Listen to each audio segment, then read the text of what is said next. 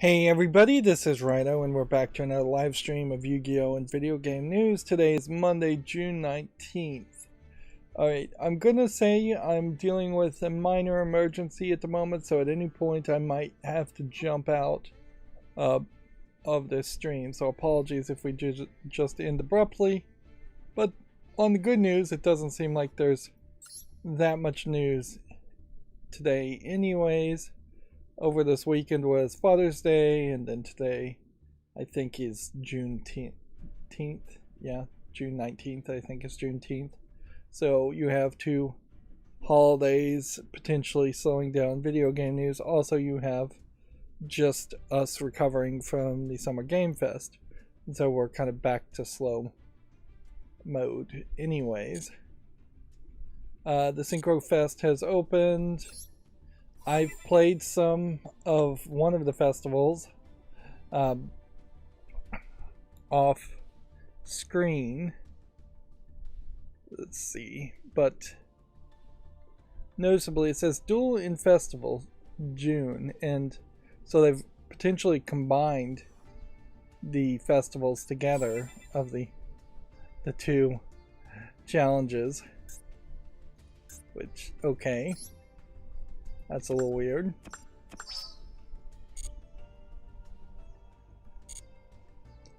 Now, I will say, over the weekend, I dropped the ball, as I fairly consistently do, as far as scheduling.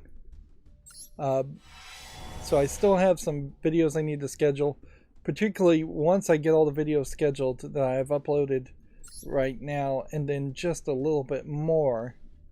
I may never really have to schedule videos in the same way. Again, it may be a much more automated process, much easier process.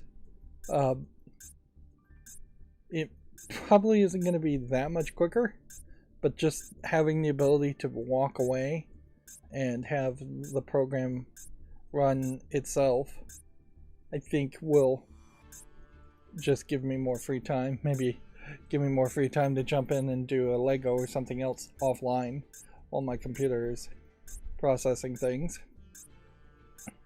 I got all the YouTube shorts out, notably for the Summer Game Fest, but notably none of them seem to really send out notifications, and I kind of question if maybe there is this point here where I shouldn't try and send out notifications around YouTube Shorts at all.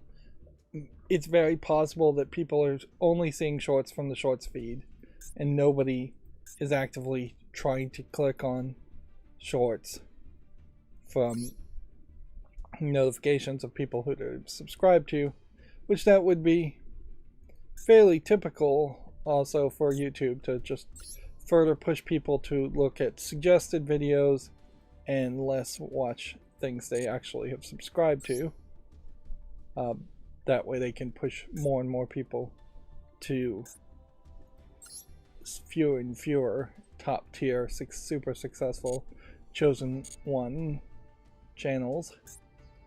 I feel like a lot of stuff is probably going to unlock by this time next week. Seems like that would be about the time. Maybe a little bit later than that. I don't think we've gotten anything new in the solo stories. Nothing relatively new.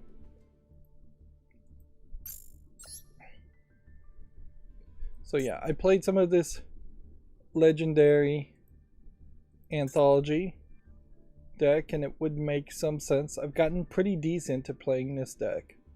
It makes some sense to play this for 2 more victories, or at least until I get to 5,500. And this is considered a festival, and this ends in 6 days. And then they've thrown out this new Synchro Festival, which it too really makes a lot of sense to get to 5,500. I don't really care about the titles, and frankly, at this point, getting 2 legacy packs is not worth much of anything. In particular because I don't think the legacy packs now are even giving you like extra cards that you can disassemble. So there is this whole, there's this whole situation where they've created these multiple layers of currency, and then they're giving you tons of legacy cards that can't be disassembled anyways, or don't seem like they can be. I also played a little bit of ranked here. The interesting gameplay for today would be to try out these different synchro decks,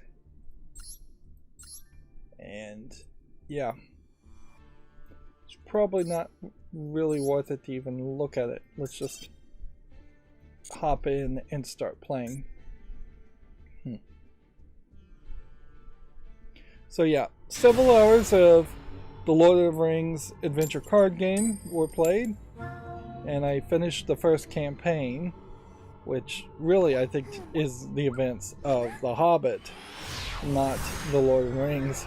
So I wouldn't be surprised if 2 out of the 3 campaigns are actually the events of The Hobbit instead of the Lord of the Rings book.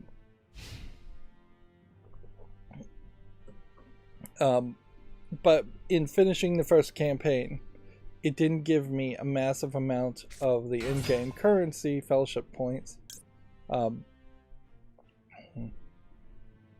and as such, it does then give me the feeling that you really have to grind quite a bit in the solo player mode.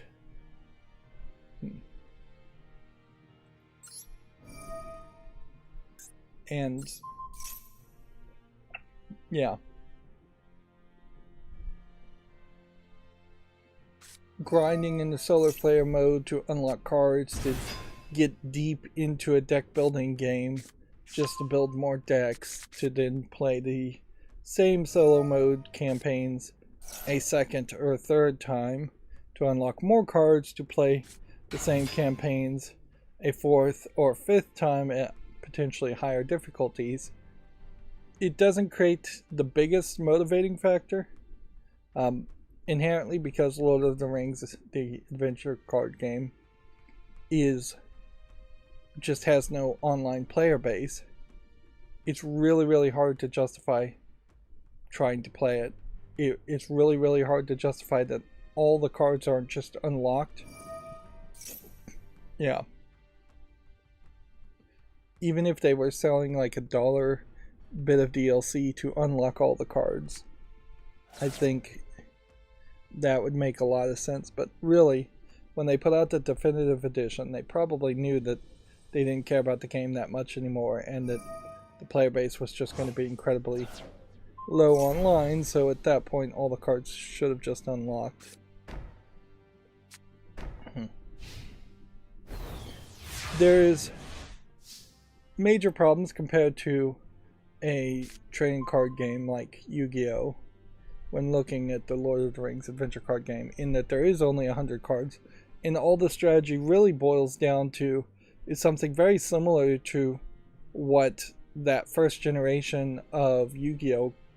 Video games were before they really had even established the rules of the card game, where for the vast majority of time in Lord of the Rings, you just put a character in defense mode and try to reduce the amount of damage they take in a defense mode, and do some damage to the attacker as well because they're in defense mode. So it's like almost every turn, half of your characters at least need to be put in defense mode, and then it's after that point you start to try to play any other strategy. But you really can't have that many strategies because it has this threat level that starts at like 18 or higher, depending on the 3 heroes you select at the start of in building your deck. And when the threat level gets to 50, you lose the game automatically. Plus, there are cards that increase the threat level. So even if you were trying to make a longer, I will take that victory. Even if you were trying to make a longer strategy or play for a longer amount of time, the game is just not really designed for that. It's also designed for rounds, and by going through those rounds, you don't really know what the requirement to pass the next round is going to be, or the enemies that you'll encounter in the next round. So you would have had to play every scenario in single player once to have a general idea of what was going to happen, then play it a second time after rebuilding your deck to counter that strategy.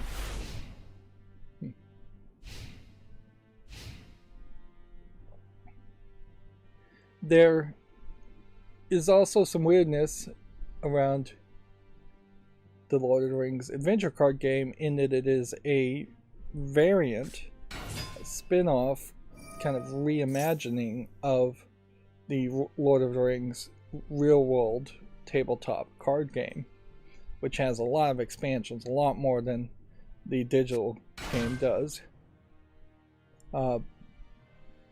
So the only people I really could suggest the digital version of the game to is somebody who has probably spent at least $1,000, I would guess, on the Lord of the Rings tabletop games and have just played them to death, which basically means you'd have to have a circle of friends between 2 and 4 friends, maybe even an extra friend or two, who are all in love with Lord of the Rings, just obsessed with it, to the point where you would have played this card game on a weekly basis, and just burnt yourself out on playing the tabletop game to the point that you would also want to play the digital variant on top of that. It's not really a substitution. It's not even much of a supplemental thing. Yeah, and at a certain level, I think probably would just start playing Dungeons and Dragons or something like that to supplement a Lord of the Rings card game. Hey, there's a new animation there. What should I bring, I wonder?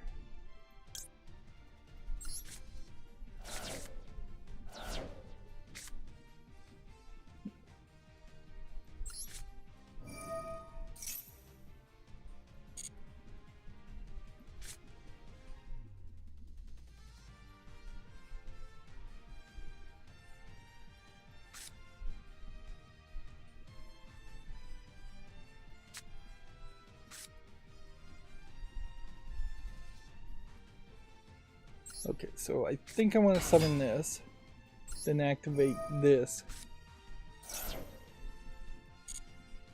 and then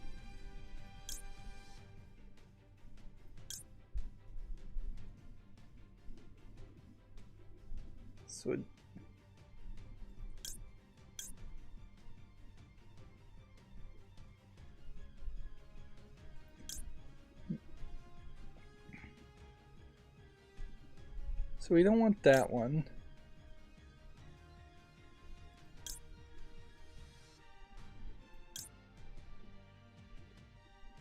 So I think we want this, weirdly.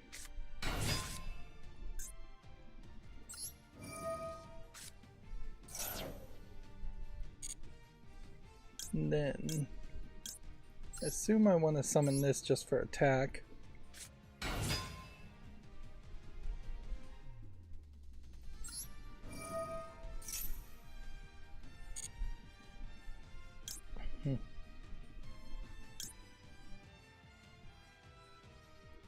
Let's see what we can banish or what we should banish.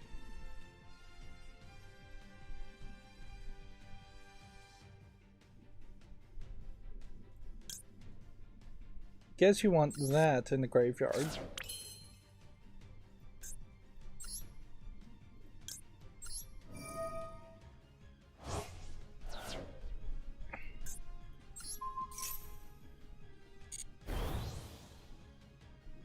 Then we can banish another fish. No graveyard. Our hand.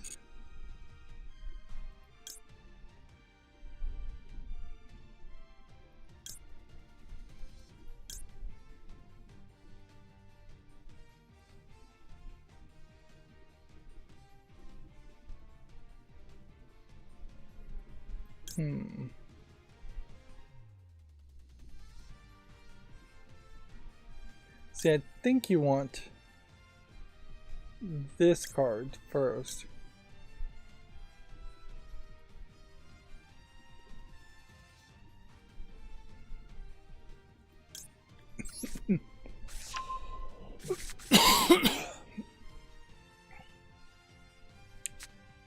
Yeah, that was definitely a lot there. And I don't know if...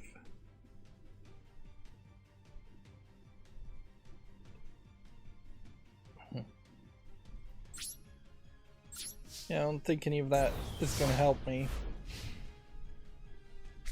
There's clearly a strategy here of banishing cards, but you've got to get the order exactly right. I'm going to just save some time here. And activate a spell. Just so it stops prompting me.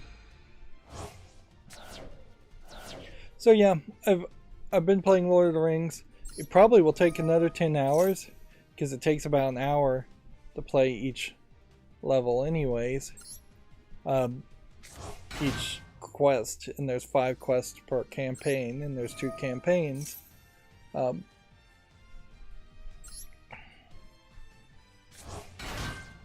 So bringing back things that have been banished,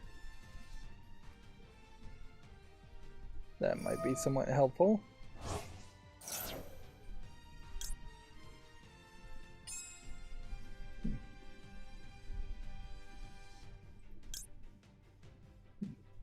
Both of these are synchro summon effects, so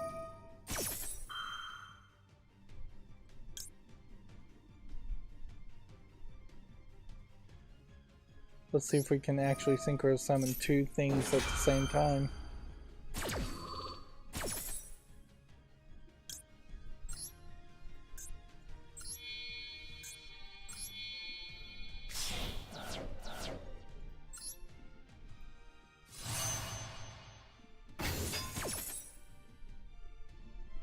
Interesting, so we've got it there.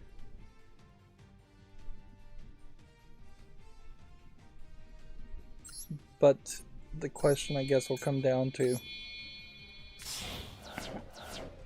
whether this character has enough of an effect to defeat this character. Which I have no idea what this guy's effects are. This destroys defense monsters.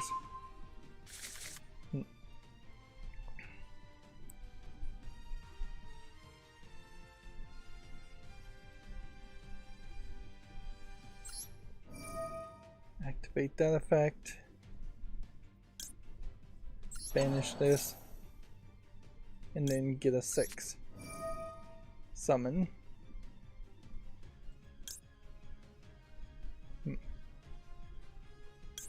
Probably means I want to banish these 2 cards, because then they'll just come back.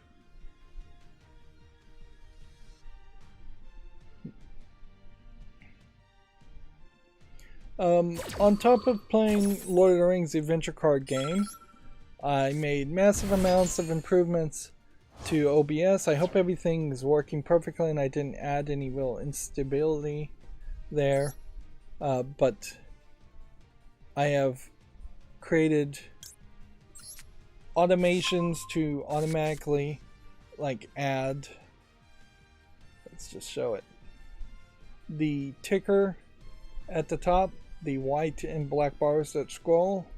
That is the same program run twice, just 2 instances, and so before, when I would start a live stream, I would just run the program twice, which is just redundant work, and it's all about just trying to optimize things. I have now automated incrementation and automatic naming of files, which for the most part that works. It works in kind of a wonky way in that it waits for me to record for 5 minutes, then it changes the number, the episode number after the fact to a bigger number, which that's fine for OBS. It seems to remember the previous file name and seems to not have a real problem with that. The worst case scenario in something like that would be that I accidentally hit the recording button and then 5 minutes occur and then it increments up and then we have a one number off episode number. When I'm recording a solo recording, it changes the name. And when I'm making YouTube shorts, it automatically grabs the name. So I have 3 different systems that are all somewhat similar, but all customized. They are all recording into different folders for better organization too. And that really has just laid down the foundation for a much more automated, if not 100% completely automated, upload process going forward. Well, we may win pretty easily here. Let's try a different deck. Just for fun. I've been playing less and less, I guess, of my favorite waifu anime game, Destiny Child. The current event is about to wrap up, and they've automated everything on that so much that I really am now capable of jumping into Destiny Child and only spending maybe 20 or 30 minutes a day on it, although I do jump into it multiple times, still for one specific challenge that refreshes faster than that. I've been playing Star Trek Lower Decks, which that eventually I think is going to slow down, but it keeps giving me events. I think I'll probably burn through the events though, or maybe not. Maybe the idea is that it's just going to constantly have a new event that keeps your focus, because the main game part of it is definitely already slowed down quite a bit. Let's see.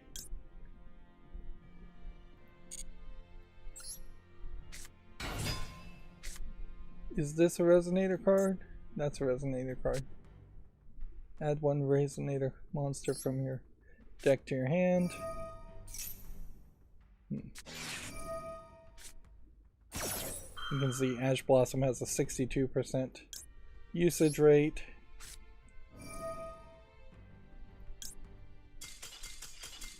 Which definitely highlights that it is a card to play. I've also been playing the new Marvel Snap setup. I am somewhat confused as far as how these conquest challenges are really supposed to be played. It does seem like the daily quest that Marvel Snap is giving you is you would actually have to spend to unlock everything in this new secondary shop for the conquests. And yeah, it definitely feels like I'm going to end up just having to pick and choose the few really important unlocks in this secondary conquest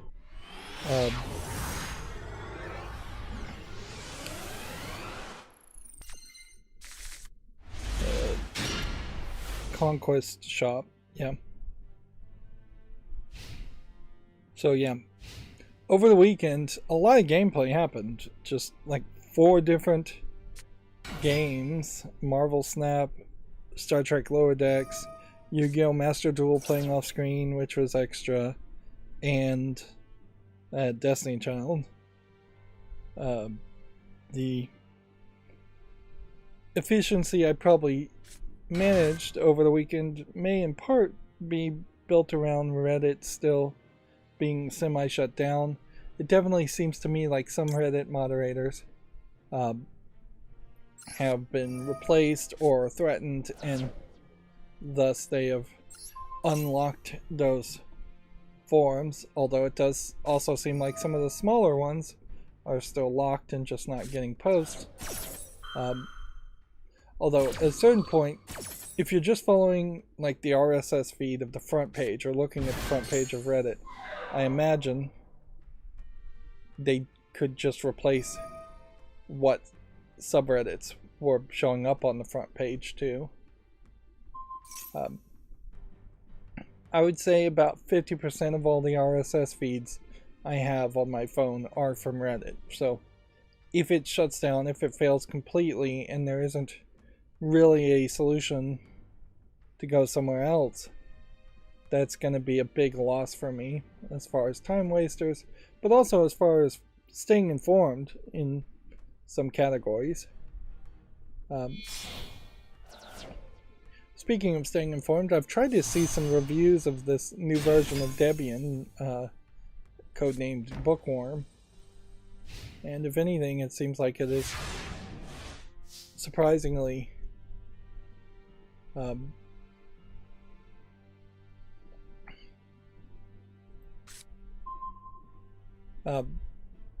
normal. Doesn't seem like there is anything new to the new version of Debian Linux, so that's probably the way they would do things.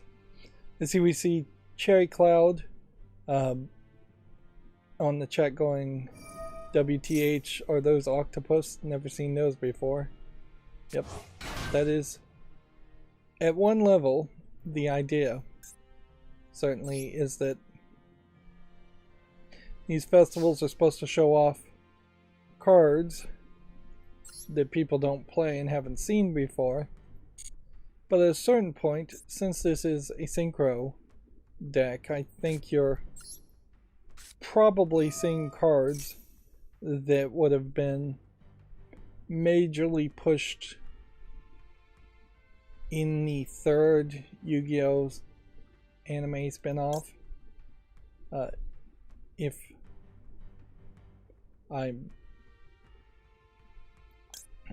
I'm guessing correctly, because you had Yu-Gi-Oh! And Yu-Gi-Oh!'s main gimmick originally was fusion summoning, and then later on it was summoning out of your hand in using special effects.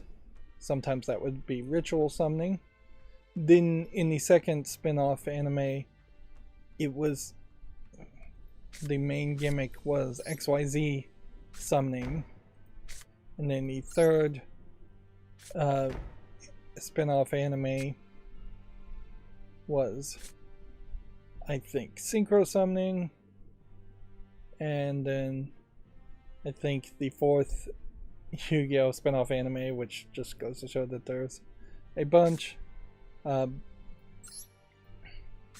was pendulum summoning. And then I think the fifth spin-off is Link summoning, and then the weirdly sixth anime spin-off is Yu-Gi-Oh! Rush as a concept. And yeah, you can watch Yu-Gi-Oh! Rush as a concept on Hulu, and I did, and that's effectively just trying to reboot Yu-Gi-Oh! 100%. It's just not the same game at all. You have only 3 monster spaces. You can summon as many monsters as you want. It's definitely trying to address the complaints that have since popped up recently in the last 30 days around Yu-Gi-Oh! Master Duel, in that the state of Yu-Gi-Oh!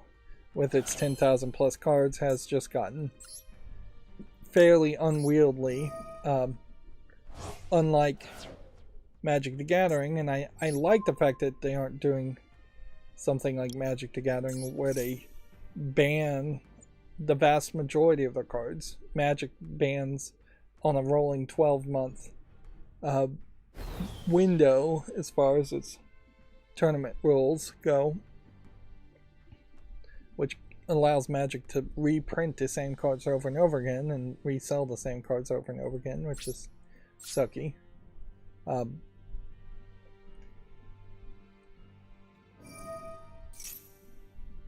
But yeah, they're trying to just push Yu-Gi-Oh! Rush. The problem with Yu-Gi-Oh! Rush, though, is there really is just not enough complexity there. It's too simple. Maybe eventually Yu-Gi-Oh! Rush would get complicated enough and would have just a smaller player base of cards. You could probably fix a lot of Yu-Gi-Oh! If you got rid of normal cards. That wouldn't change much in the game, but it would say, hey, you just can't play normal cards, or you could potentially even introduce cards that supplement non-effect monsters quite a bit, to the point where they might be better off. If you all of a sudden said non-effect monsters get double their attack and double their health, then that could bring them back into being somewhat useful. Otherwise, maybe you merge all the extra dex summonings. Maybe you get rid of the extra monster zones, which I'm not sure adding the extra monster zones was a smart move when it really only makes sense for link summoning.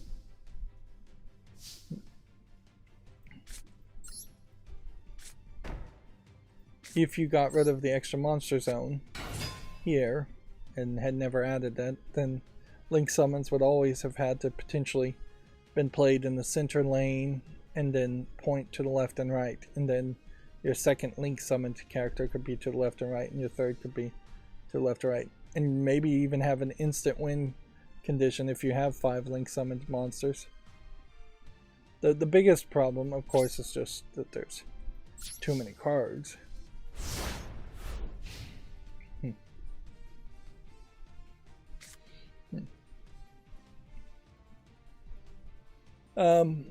Let's see. Do I have anything more to say as far as catch-up / accountability section?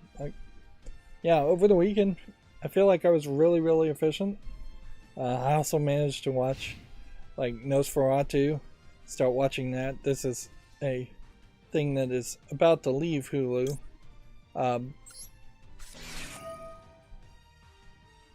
And it's written by Joe Hill, aka one of Stephen King's sons. And I would say go into it thinking that it's going to be somewhat like a weird Stephen King story. But also don't get stuck on the Nosferatu name or the vampire element to it, because that seems to be, for the most part, not a big thing. Like, it doesn't seem to be a big part of the focus. I'd definitely say you're dealing with other magical people with magical abilities more than just vampires. You don't see... It definitely is not a Buffy TV series or anything like that where you're killing vampires, staking them, chopping off their head, at least as far as I've seen. Or that there are just random vampire enemies even. If anything, I'd say at least half of Nosferatu is a weird broken family drama story. And that's an interesting split between the accusation that is sometimes thrown at Stephen King, where he always writes about middle-aged men who are writers, as the main protagonist, and Joe Hill instead writing about a 18-year-old girl with magical powers.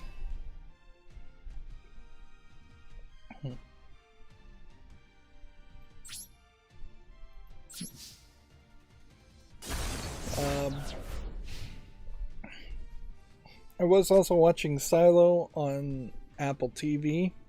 I'd recommend watching Silo only after the entire season is finished. There's, unfortunately, in my mind, just no tolerance anymore for weekly releases, and I'm not sure I ever really liked weekly releases. Like, when I think about when I was a teenager and really getting into heavy amounts of TV and movie watching, I was mostly buying box sets of anime, which effectively meant I was binging TV, Japanese anime TV, but TV nonetheless, in entire seasons, in entire series, beginning to end, with no breaks. So trying to watch something like Silo on a weekly basis, I just can't really tolerate it. And yeah, that's pretty much true for anything. Like, Silo, if anything, is a perfect example of a show that should probably be watched on a weekly basis. It just doesn't really work for me, and I don't think it works for anybody. Netflix has taught everybody to binge everything. The next step is to figure out how to make these streaming services actually finish series. Like, even Severance on Apple TV Plus is in this weird situation where it seems like there should have been a second season by now, but there hasn't been. Maybe in a couple months we'll get that second season. And yeah, at a certain point it's not even entire seasons. You want to see the entire series.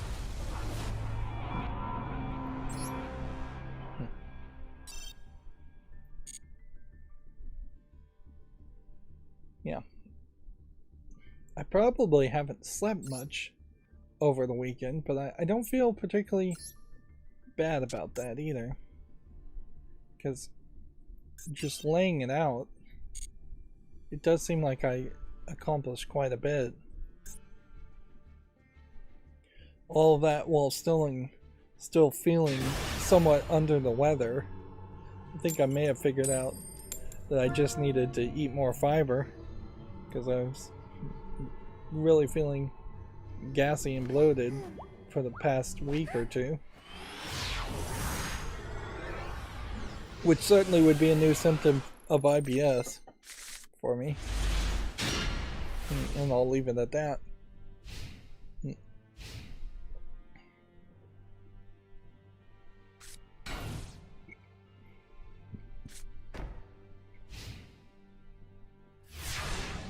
So we really didn't even look at this card set. It does seem like you have one dragon set, and then you have two water-based sets.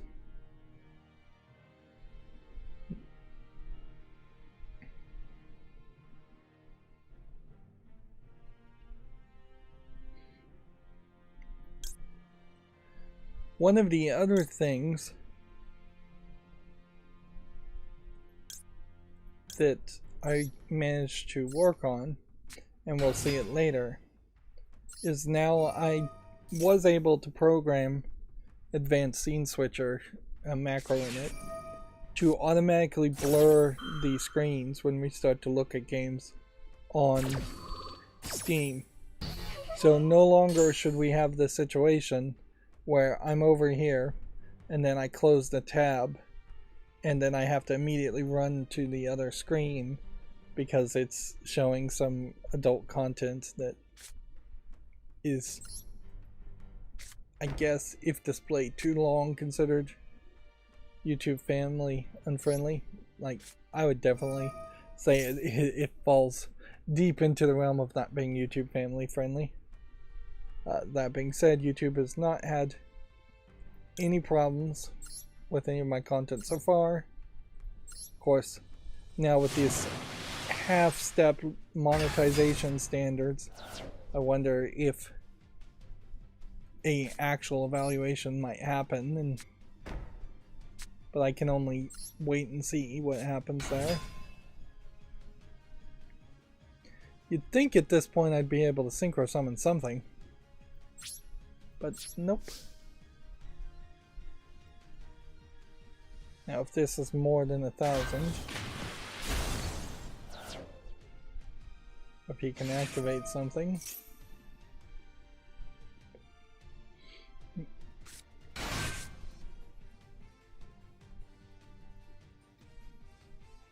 Just continuously attack things.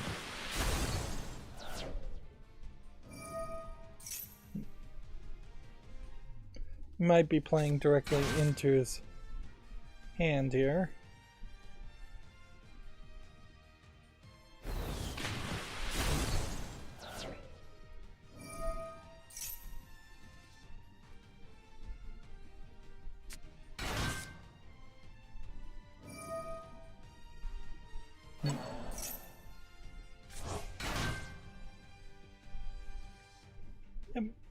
That didn't seem like that worked out too well for me, but whatever. Can't do anything else. We do have a Video Games Chronicle article here. We might as well just jump into the news. Xbox says that the VR market is currently too small for it to chase. Studio boss Matt Booty once again getting some press here. Definitely seems to be getting a lot more press, 4 or 5 times as many articles quoting him than Major Nelson is. So it definitely feels like he's being set up to replace Major Nelson. Do I disagree with his statement? Not really.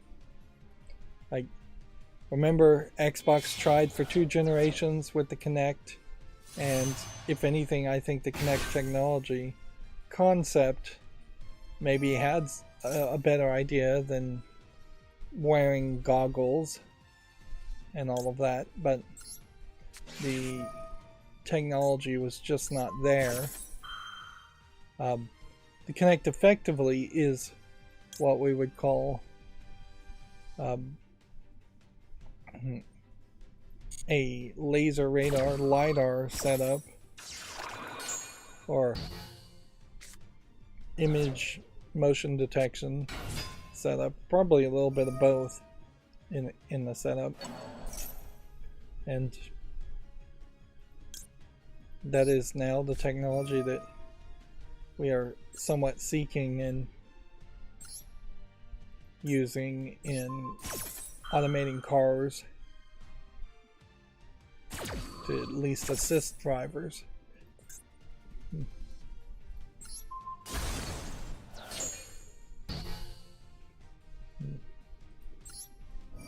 So now that this is destroyed, maybe I can do something more.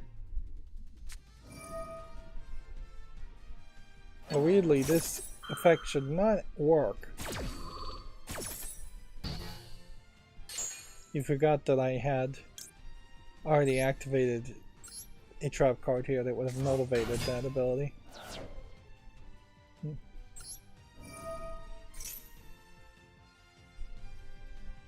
Well, let's grab this.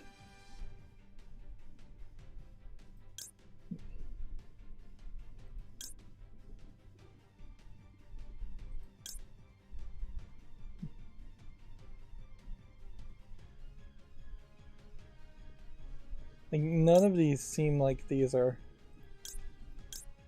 that devastating of cards.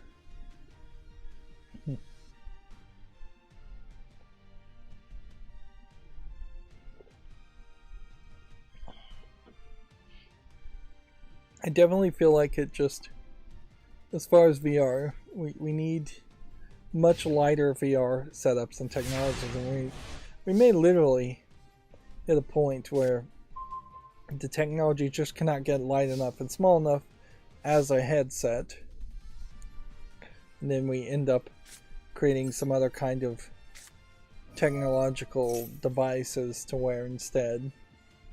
Wrist bracelets, necklaces, breaking the items up that way potentially in different pieces of jewelry. Man, still just nothing can be done here. Alright, well.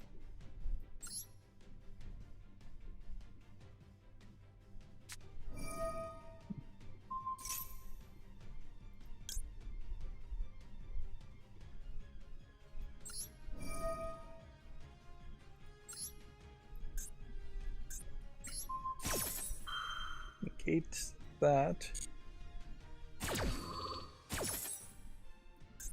Then get rid of this one, I guess.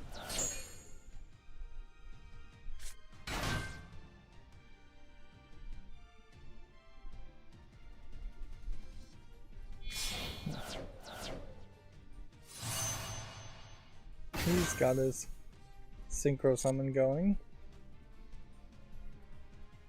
Now we've got two things I can't defeat.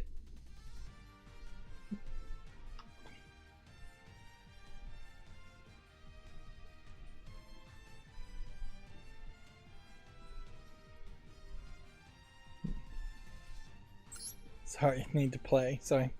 I'm going quiet too. That's one of my concerns certainly around playing, like,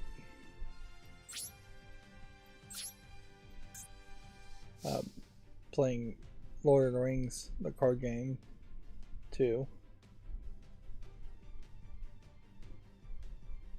1,000 attack during the damage calculation only.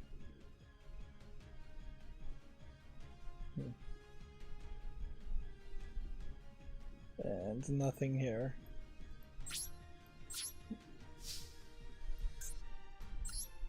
Just put that in defense position. And for time's sake, I'm just going to activate this. And just get rid of something in his deck.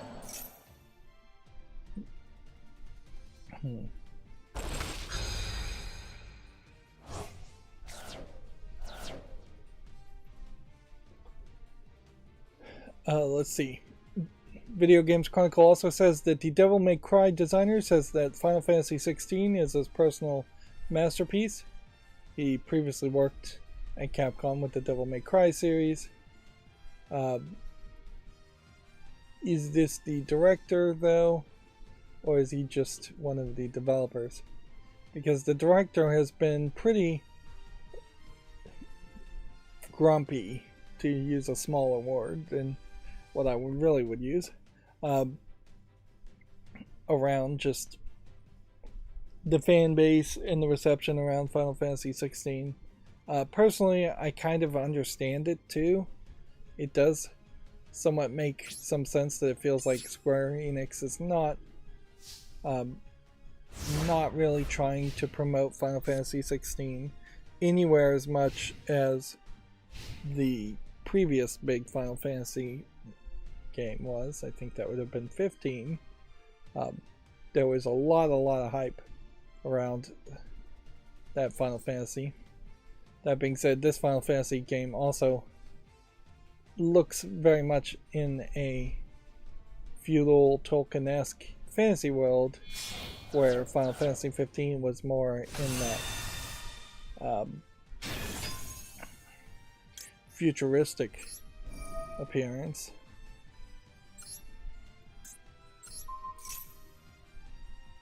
Okay. Now this attacks this guy and loses 1,000. Still don't think that would be enough.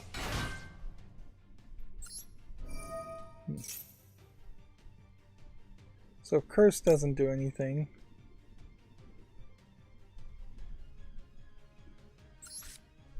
Maybe this spell card will do something.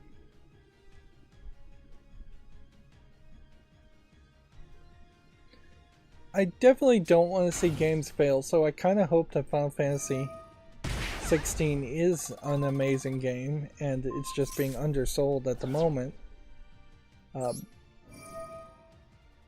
but I don't know if I really believe that.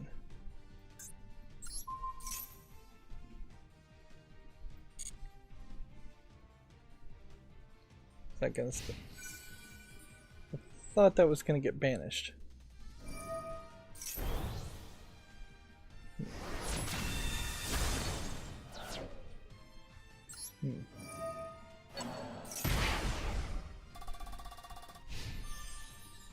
If anything, it seems like this deck is built around a lot of defense monsters that would die, and then the curse would cause it to do direct health damage.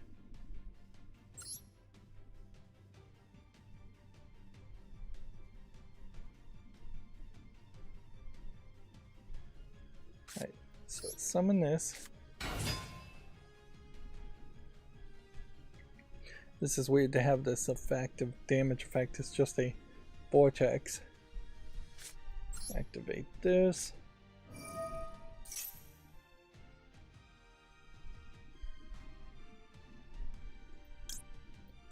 Guess give me that.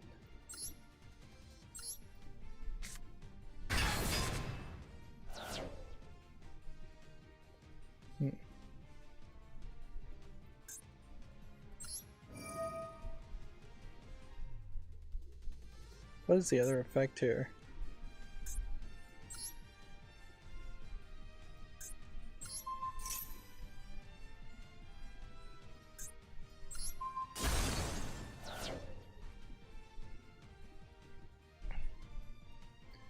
Yeah, that doesn't seem like that's doing much of anything.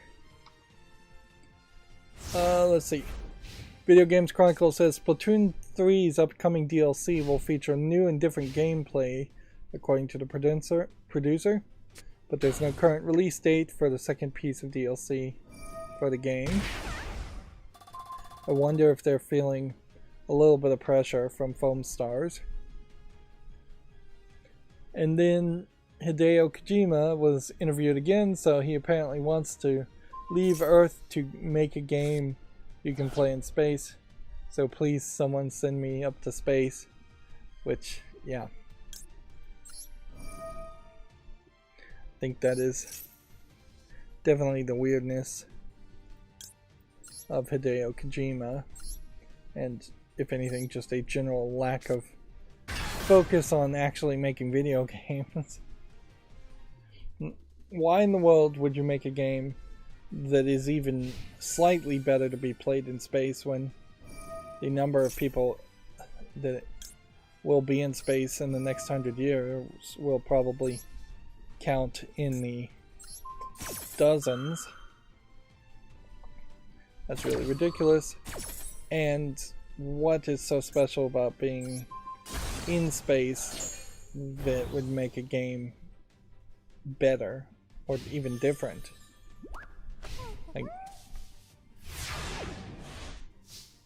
unless he's not talking about a video game. If he's talking about some kind of physical game, maybe there's a thought there, but being weightless, floating around in space really is not going to change anything for the better. It's going to make your eyesight worse. It's going to probably make your reaction time worse. It's going to make your hearing probably worse. Like, the human body is not really designed to be weightless in space. So if we were capable and willing to send somebody to even Mars, we would definitely load up a computer with just regular PC games. We wouldn't have custom space games just for for astronauts. There might be a couple of training like games. Seriously, nothing is canceling this character's ability.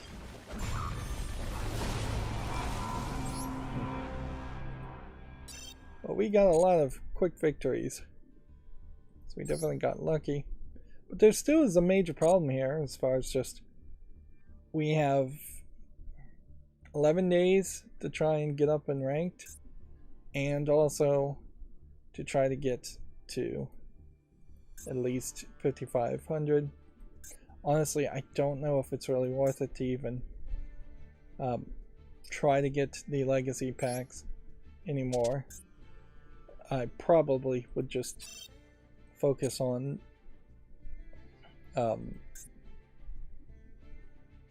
getting up and ranked. I guess if I get up and ranked to platinum, then I'd go back to the festivals and get legacy packs.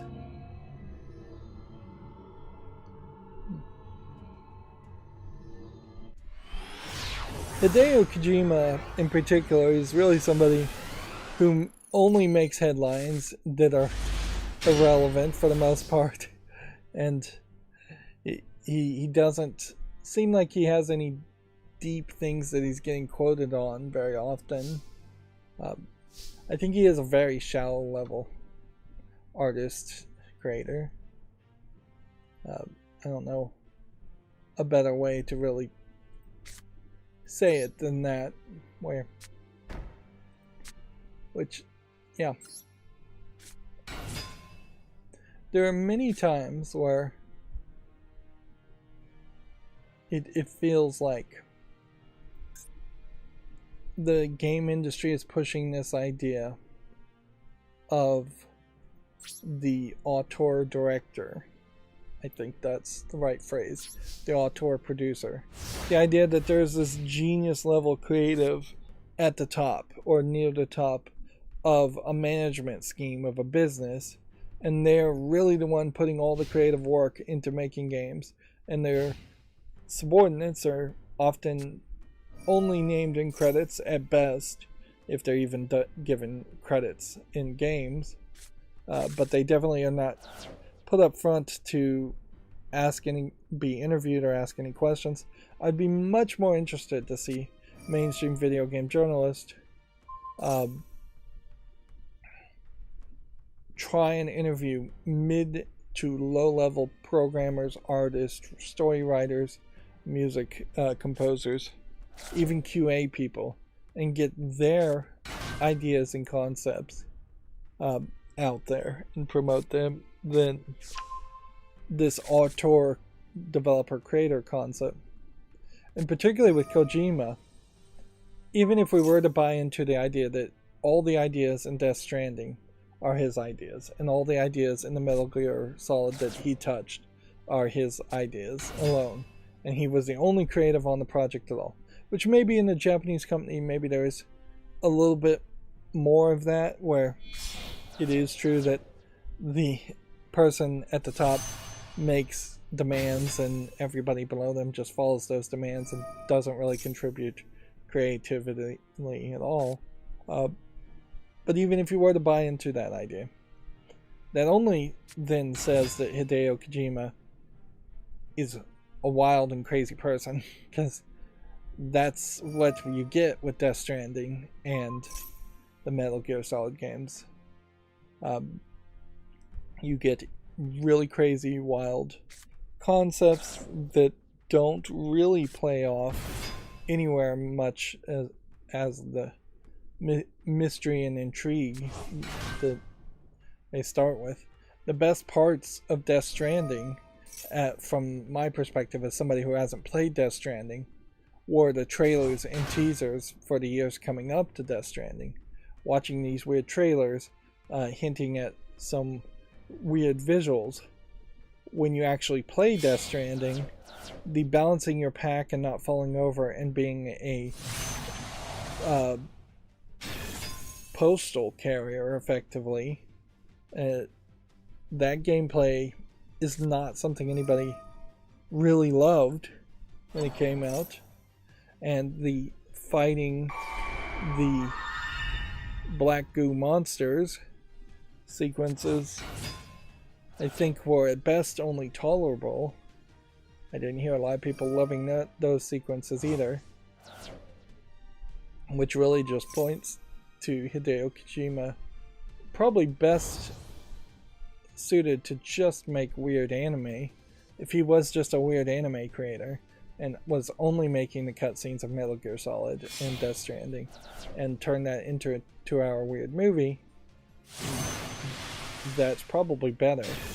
I don't think he really respects the medium of video games or has any interest in really making making good gameplay mechanics.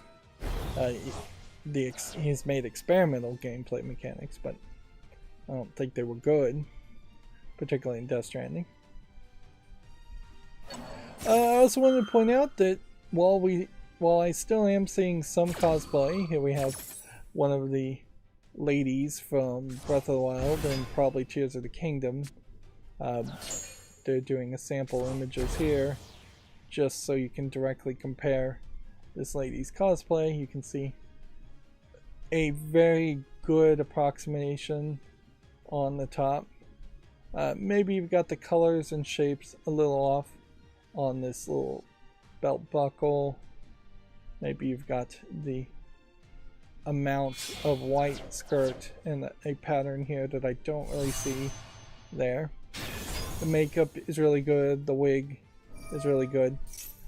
Noticeably though, there's a lot of gold being highlighted in this character, and I think that's a major aspect. And this cosplayer has gone away from gold in other ways for more of a white silver look. And since this character, if this is a character I'm thinking of, was in charge of the big desert area which implies bright sunlight, I think the gold probably should have stayed. The weapons here don't seem like they 100% match, but overall this is a pretty great cosplay. I don't know if we ever see shoes or anklets on the character.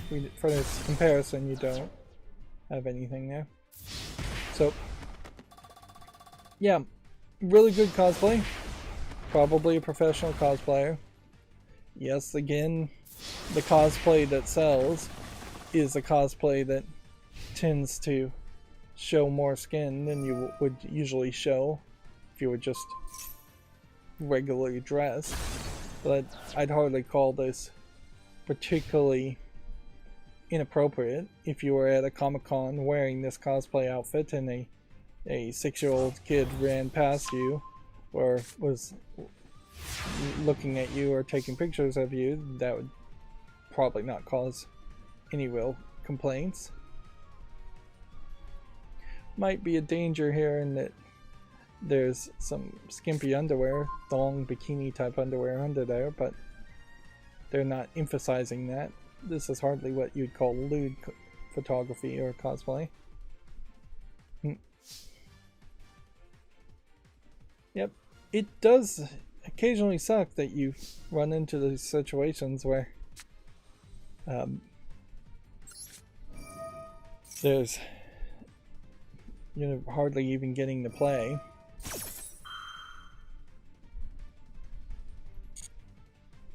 Probably should activate spells.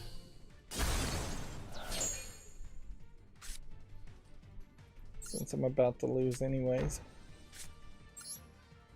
Just so we get daily quests done. And while there was that one cosplay, I will say we're in this weird situation where Twitter, like, there haven't been too many major controversies around Twitter in the past week or two, but it definitely seems like fewer and fewer people are posting to it. Like, that's basically the only cosplay I've had in the past 4 or 5 days to show. And yeah,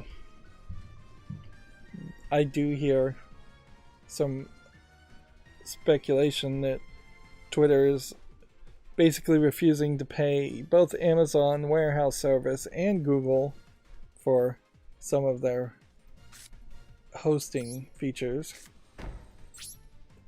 trying to, I assume, renegotiate a better deal. But if even more back-end features fail or run into problems, Twitter is not going to be better. Inherently, I think, because everybody on Reddit is upset with the Reddit CEO, and Reddit in general, they are losing time and momentum to hate on Twitter. The anger mob can only focus on one thing at a time. My real concern is that we're going to just see potentially a major elimination of what the internet is and a backslide into what the internet used to be, which was a much smaller, less connected, less useful internet. That being said, one of the major problems I think that the internet has right now is that there are the top 5 to 20 websites that everybody goes to, and it would be beneficial to split it up a little bit more. It's crazy to think that almost everything you would want to purchase would be purchased through Amazon.com, or that every kind of video you want to watch is on YouTube. A little bit more competition would do the internet good.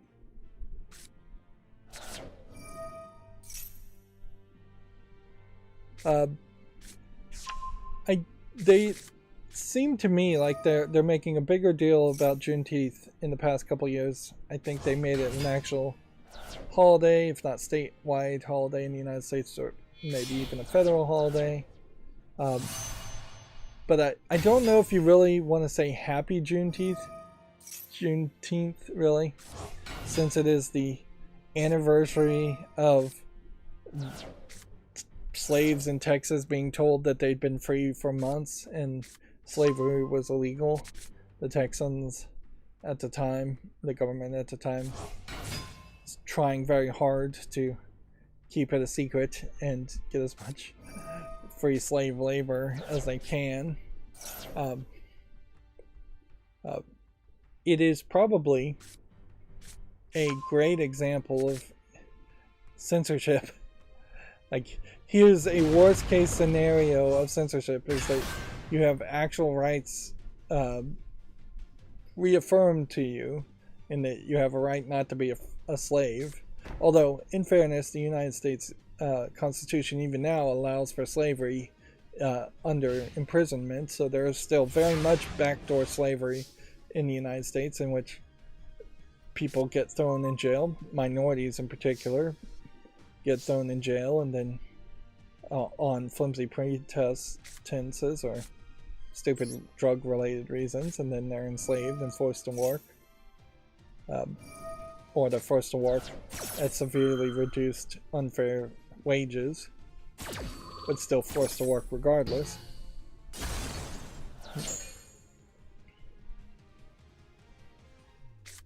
But yeah, to literally have censorship in such a way that people don't even know that they've been freed is a big deal. I don't know if video game companies really should celebrate Juneteenth too much, but I also haven't seen a lot of them do anything. Like, you have just kind of a somber black background, white text. In honor of Juneteenth, we have the opportunity to educate ourselves and engage in real progress towards greater equity and freedom.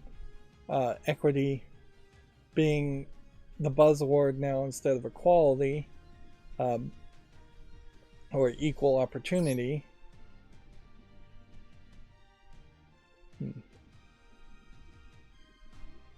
Which I would definitely argue that minorities in the United States have not been given equal opportunity yet, let alone making an argument that there should be equity in the sense that you have equal outcomes for everybody, regardless of how much one person puts in effort or not.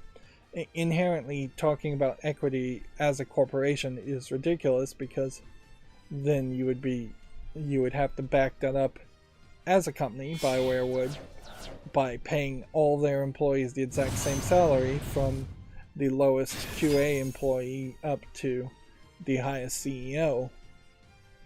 Yeah. And at certain points, that's just a standardized pay or a socialized pay, and people would just call that straight up socialism, which, okay, if you want to call it that, that's fine, but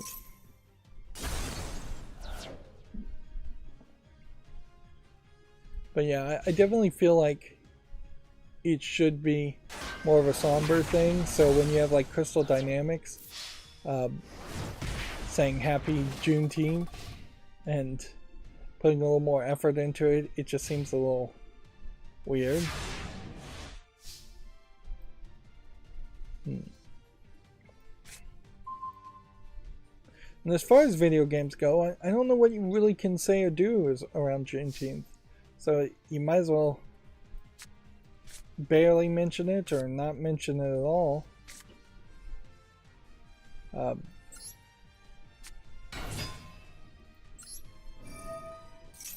At the core, there's about 50 to 51% minorities in the United States of different cultural and races, cultural backgrounds. There is definitely not 50% of minorities depicted in video games. Juneteenth in particular, African Americans are somewhere around 20% of the populace in the United States. There is definitely not 20% of all characters in video games that are African American. And at a certain level, that may have a lot more to do with trying to sell the games in Asian countries, where the type of racism is slightly different, but it is severely more blatant and upfront against African descent people.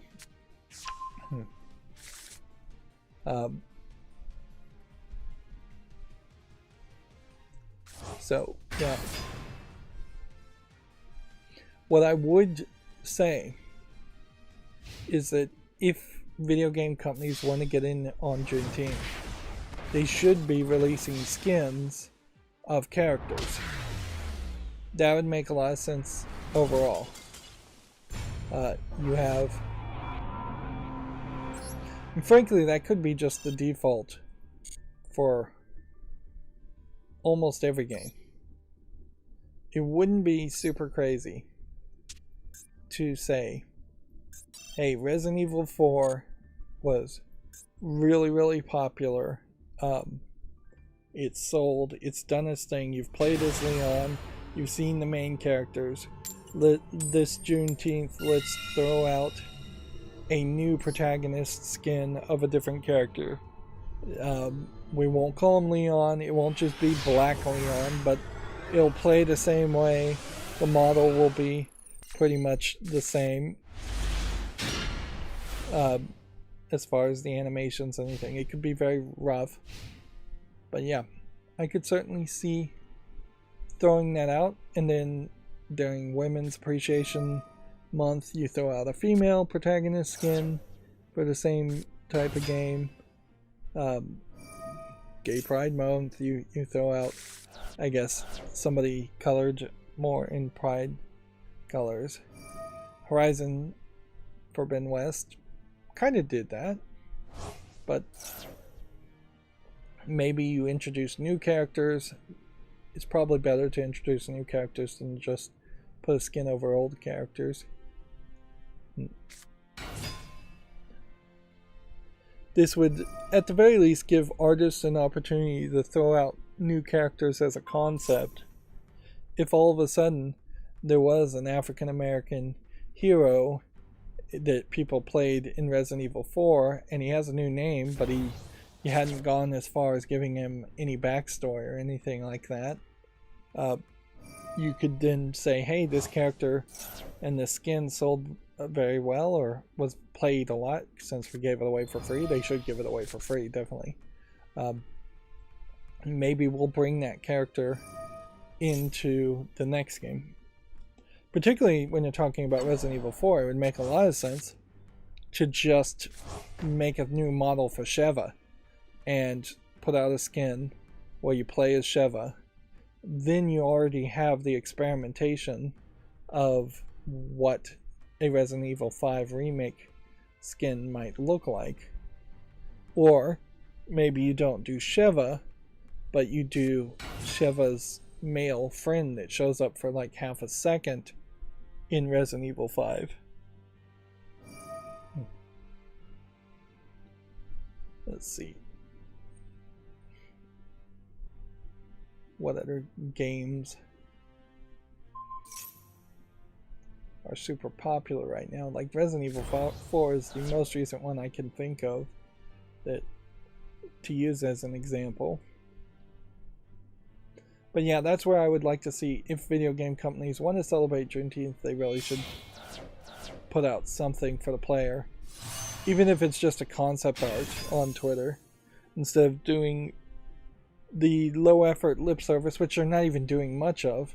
I only saw 2 messages so far on Twitter. But yeah, put out some concept art, put out a skin, actually commit to it, or just admit that you're not really committed to it and don't celebrate the holiday, which that works pretty well too. If video game companies just focused on making video games and stopped having their Twitter social media handlers trying to justify their jobs by putting out more posts than they really need to put out. Wow, that did absolutely nothing.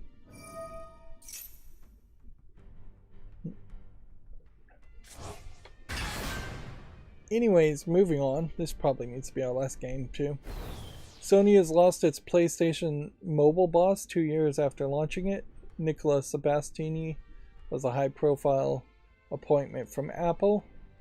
Meanwhile, Sony, I don't know if they've even released anything in that 2-year time.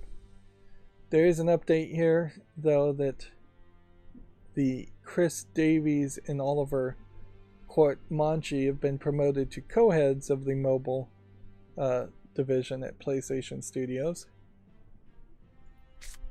which I don't know.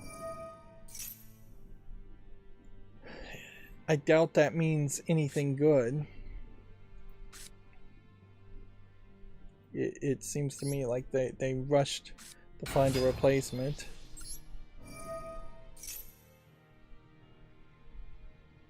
PlayStation did announce the Backbone controller adapter for mobile phones a year ago, and now they've announced, or at least teased, the idea of a Steam Deck type device that you would stream games to over the internet, which isn't exactly what the Steam Deck does. Although the Steam Deck can stream games from your local PC, I don't think it streams any games over the internet. But yeah. Certainly haven't seen anywhere as big of a push around mobile gaming and PlayStation as we have seen a push for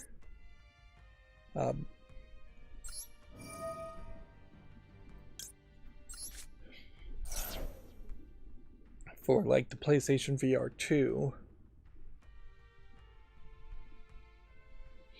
I recently saw a YouTube person doing more of a deep dive on Sony as far as Sony hardware and Sony CD players in particular, and yeah, apparently they really don't make anything that is reasonably priced that will play audio CDs. The PlayStation 5 doesn't even play audio CDs. The Xbox Series X will. It prompts you to install the Windows Media Player plugin. So yeah, audio CDs are pretty much dead, and we don't really have anything to replace them with other than just streaming and MP3s. But there's no physical medium because micro SD is somewhat missing too from a lot of cell phones, and you can get an adapter still for computers and laptops, but nobody really buys micro SD MP3 players, and FLAC free lossless audio codec hasn't been adopted as much as it should have been. The EU also has announced that by, I believe, 2027 they're going to force all cell phones to have removable batteries, which maybe if you have replaceable batteries, arguably even just removable for recycling would be a good law. If the EU forces phones to be that way, it does make an argument that maybe in the United States and other places we'll get replaceable battery phones once again. And then if you're taking off the back of a phone to change the battery, then that gives you more room to potentially have a micro SD slot added back in. I definitely need, next time I buy a phone, to be more of a gamer and buy a gamer phone, because trying to play 2 or 3 games at the same time on Android is having me consistently run out of RAM. And usually it's not 2 or 3 games. Usually it's Destiny Child is playing itself automatically, and then I'm playing Star Trek Lower Decks, and then I'm also playing audio streaming in the background from like YouTube.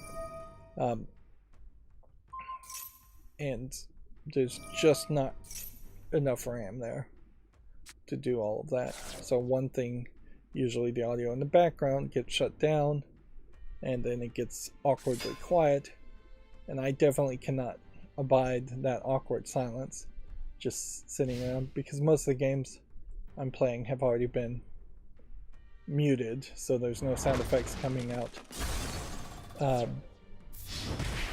for the game sound effects.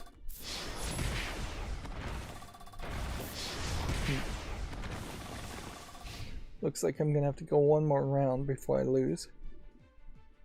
Phil Spencer has a new banner here. It looks like, or at least I'm paying attention to it. Starfield September 6th, Forza Motorsport October 10th, and then Towerborn, Senua, and Aero Avowed, and Flight Simulator all 2024. You can see there's a whole Xbox with the LGBTQ plus progressive flag, I guess is maybe what they're calling it. Weirdly though, this bump as it wraps around as this long thin flag doesn't give you the smoothest of circles, but clearly somebody made this, and what is this on Twitter? I don't even know. But yeah, he put out probably the most informative Juneteenth thing of the 3 people who have said anything around Juneteenth. And that's by effectively quoting the Smithsonian National Museum of African American History and Culture. So it says, today is Juneteenth, the day that 2 years after the Emancipation Proclamation, more than 250,000 illegally enslaved African Americans finally learned they had been freed. We recognize this as an important day in our history and an opportunity to learn, reflect, and grow. So yeah, definitely a more somber, less flippant way to address historical events, and arguably maybe every holiday and historical event that's remembered probably should be based on some terrible thing somebody did. We should learn from our mistakes more than have these happy-go-lucky holidays that are mostly made up.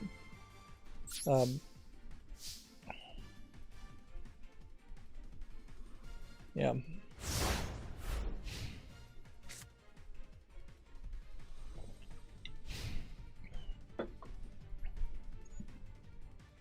it's easy to sell, obviously a generic happy-go-lucky concept, though, than it is to have the, like, have people talk about and remember, say, the anniversary of Hiroshima, or the beginning of the Holocaust, or something, the beginning of World War II. Yeah, we don't really celebrate or talk about those events as much.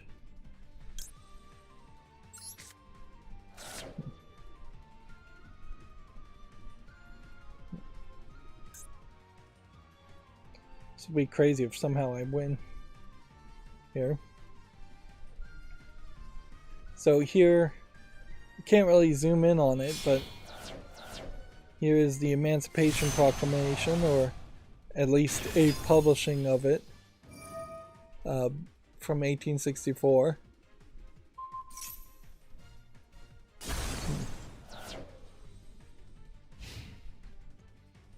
Now, I would argue here, and maybe I need to do some more research before making this argument, so I could be wrong, but my understanding is that the Emancipation Proclamation specifically said all slaves in the southern rebel states were free. I don't believe it said that slaves in the northern states, which there was a couple, were freed. So they may be watering this down by saying all slaves are free. Although this is also a direct quote from Major General Gordon Gringer, General Orders Number 3, Headquarters District of Texas, Galveston, June 19th, 1865. So maybe in the meantime, all slaves had been freed. And the Emancipation Proclamation might be an interesting first instance, or at least very early instance, of what effectively would be called an executive order in the United States history, very much before the concept of an executive order had been really legally verified. In early days of the U.S. federal government, Congress and the House of Representatives were much tighter on their controls, and for the most part tried to limit the presidential power in the executive branch and try and make it more of a balanced system, much more balanced than it really is these days. That being said, with the Civil War happening, I think all bets were off at that point, and Abraham Lincoln was given carte blanche to do whatever he wanted, in the same way that I think George Washington was given carte blanche to do whatever he wanted to effectively establish the United States and defeat the British. Okay, so we did 10 destroyed cards. We've dueled in the festival 30 times. We have another duel in the festival for another 12 times. And then synchro summon a monster in the festival, which I just don't know if there's a way to even do that in the other festival at all. So I may not be able to pull this off.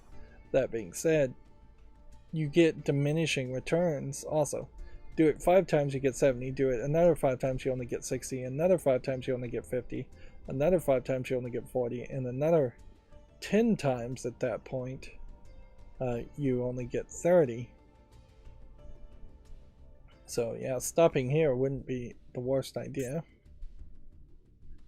All the daily quests, for the most part, are done. But notice that I have only 2 daily quests here. It refreshed, and I should have 3 new daily quests, and yet I don't. Then we have yet another login, yet another Duel Live.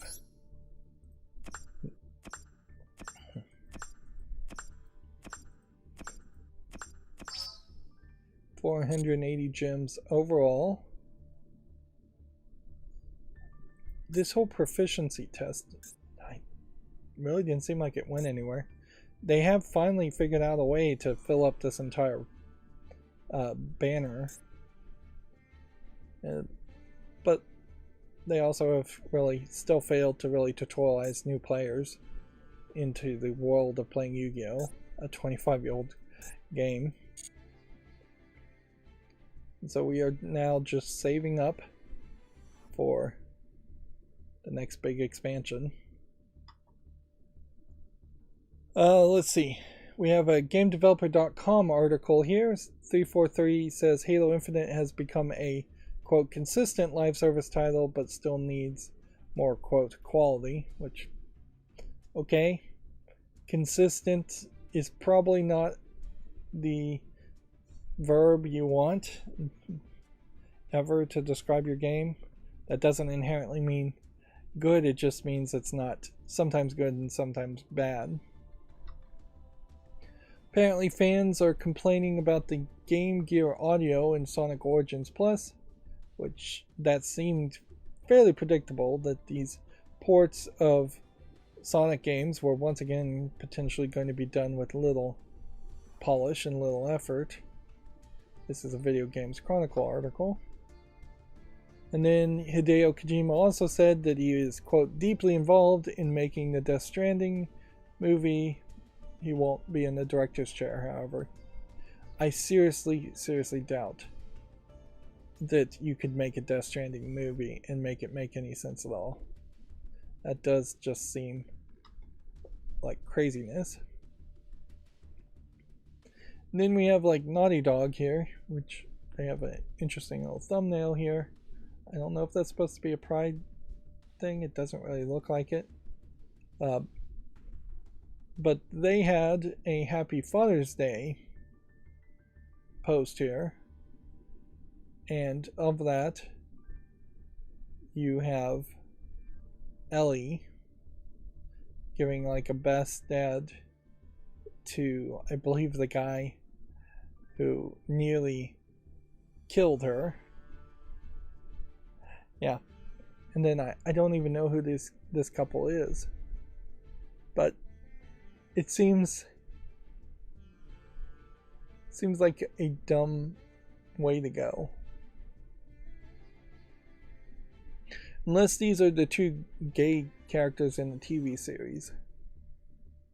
And this is Ellie in the background. Or these are completely different characters. I think inherently you probably needed to name these two characters for it to be helpful, because this pencil sketch and these two blonde girls, I just don't recognize them at all. If one of these is the guy from Last of Us 1, he was kind of like a nice dad right up until the end when he nearly turns her over to be experimented on, and then he saves her, but then they kind of do a 100% character assassination on Joel, I believe is his name, in Last of Us 2. So best dad either way just doesn't make a lot of sense. Let's see, if we were to try and look at the comments, I can never figure out on Twitter, which I've just never even figured this out as far as how it works, as to how to see comments. You have to potentially, I guess, click in the right place. So we see some extra pictures here.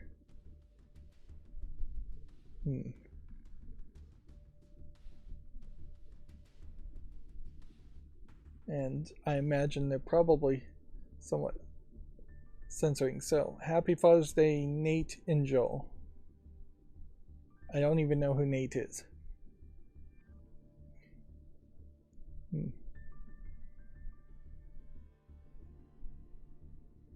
Hmm.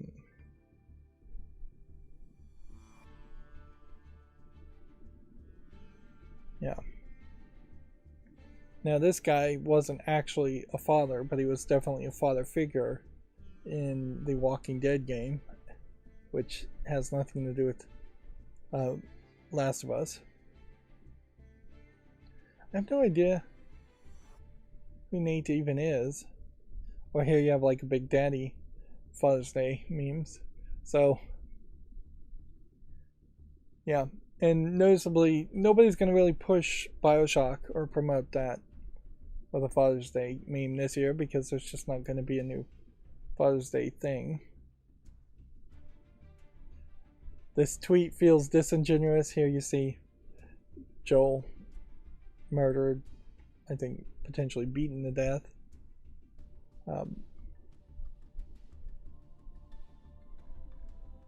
I think by what's her name? Yeah, it seems like at a certain point Twitter stops showing photos or puts the photos up at top.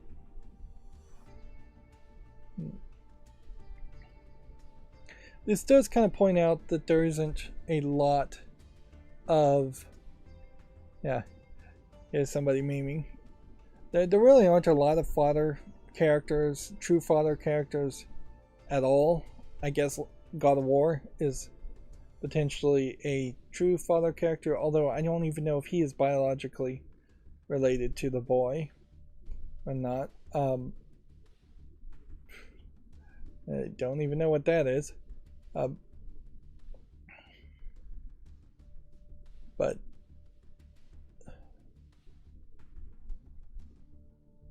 yeah, as far as true father characters in video games, and I guess that's all the comments, there's very little, and even father-like characters, there's very little in video games. And I think there's probably a lot of reason for that too. Like, it doesn't really make the most sense that you would have a father figure in most stories. Like, particularly if you're going off on an adventure. A Zelda game doesn't make a lot of sense if Link's father is still around, sending him off on an adventure. Link notably not really having a father character. Closest comparison would be, I guess, the Great Deku Tree in Ocarina of Time. But it also doesn't make a lot of sense to play as a father figure because you just don't want that hanger-on kid co-op character that you have to take care of.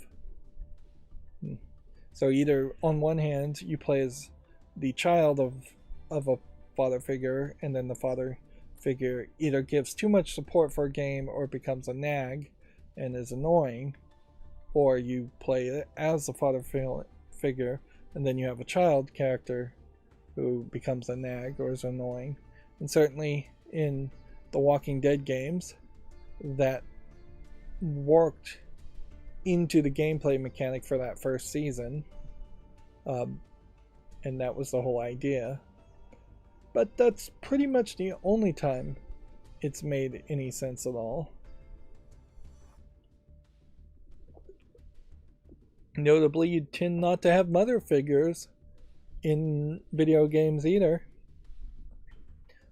If anything, I guess I can't think of a single mother figure that isn't some kind of like monster queen, Lilith from like Darksiders or something, which that's a terrible example, I'm sure. But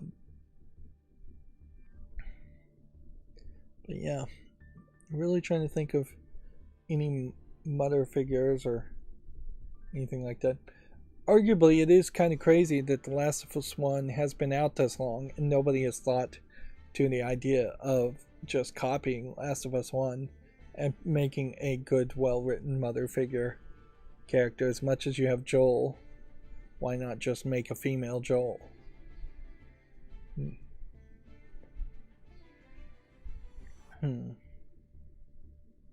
There's got to be some character I'm not thinking of. Almost certainly there is, but I literally can't think of it.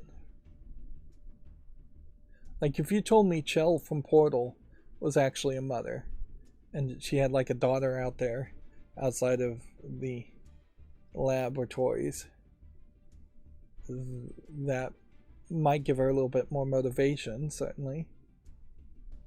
But you wouldn't really have those interactions between mother and child. Ironically, I guess this is why we still need adult games, because come to think of it, the one way to see a father figure or a mother figure in video games is to head over to the adult section of Steam and look for daddy, like gay, guy on guy adult games, or MILF, mother adult games, and you'd find way more mothers and fathers that way than anywhere else. There is the semi-adult game Daddy's Daddy Dating Simulator, that there's a bunch of dads there.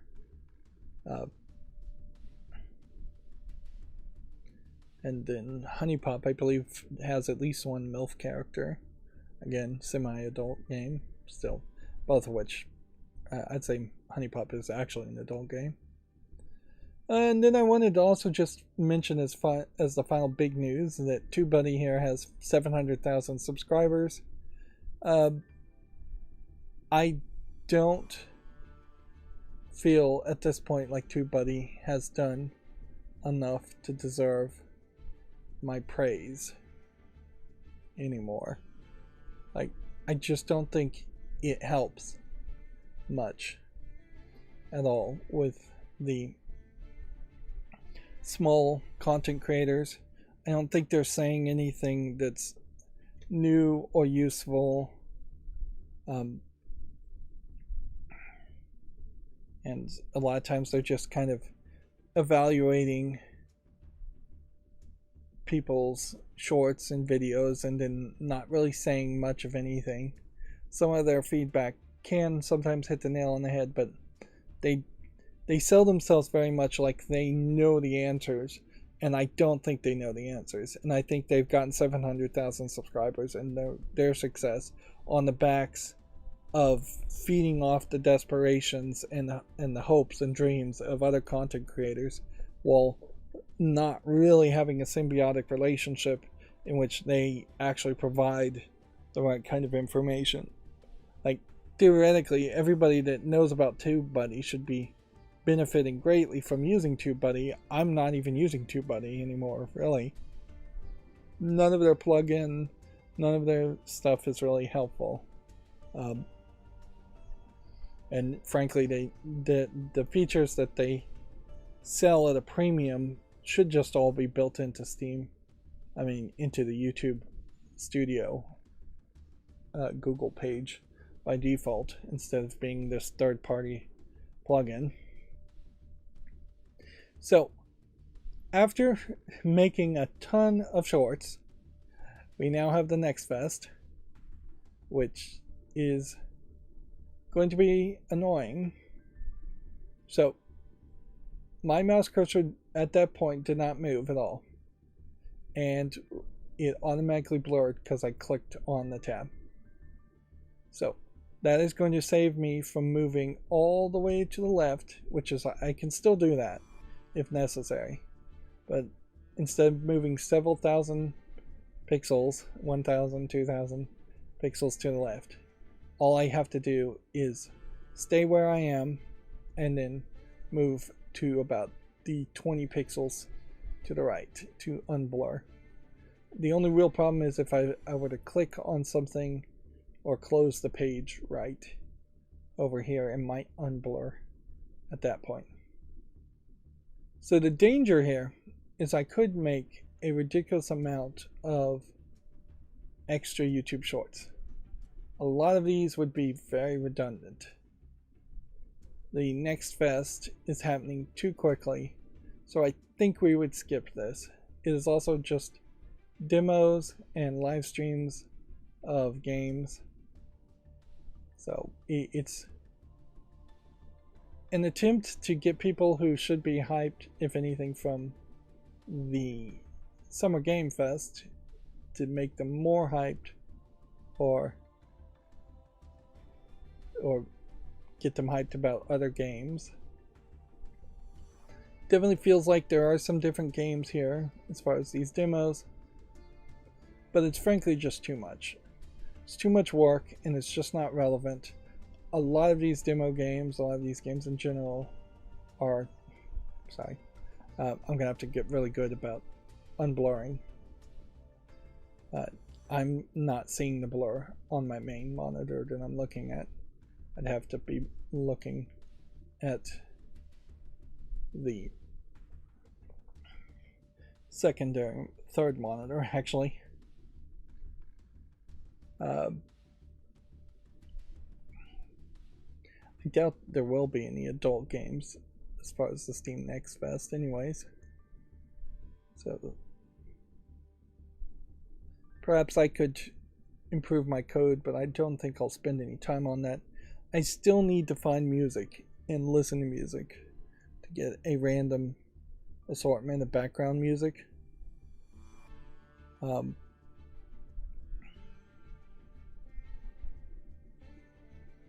I think what we'll probably do is I'll stick with the Summer Game Fest, which would have been E3. I'll stick with Gamescom, the German event, Tokyo Game Show, if there are games announced that way, and then maybe PAX East and PAX West. And that would be 5 events over the course of a year to make special YouTube shorts around. When we get into a full sale or a Black Friday, Christmas type sales, those are going to be more games on sale than games being announced, so there definitely isn't a reason to make YouTube shorts around all of that. You can see there's just a massive amount of things that are going to be streamed. I scrolled down for quite a long time and we're only 2 to tomorrow.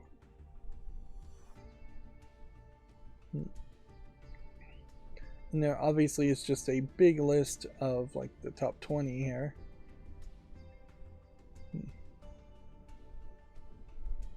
There's no rewards for doing any of this either. So,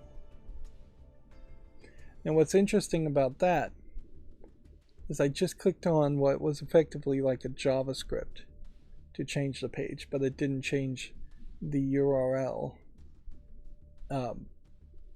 in as far as where we are. So it didn't blur that time, which that should be fine.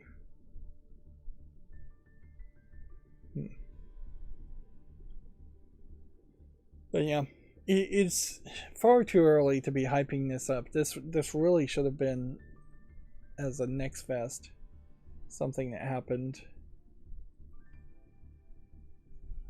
I would say 2-3 weeks from now. Otherwise, as far as the Steam front page, we've got some sales and that's about it. What is this? Needy Streamer Overload. Death Stranding for $20. Still promoting the Steam Deck and Valve Index. I wouldn't be surprised if the Valve Index either gets an upgrade or gets removed and just given up on. And you could still do the Discovery queue, but no real reason.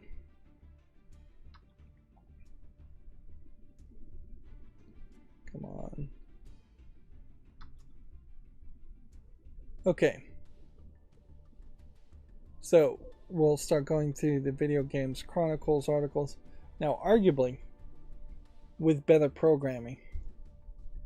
I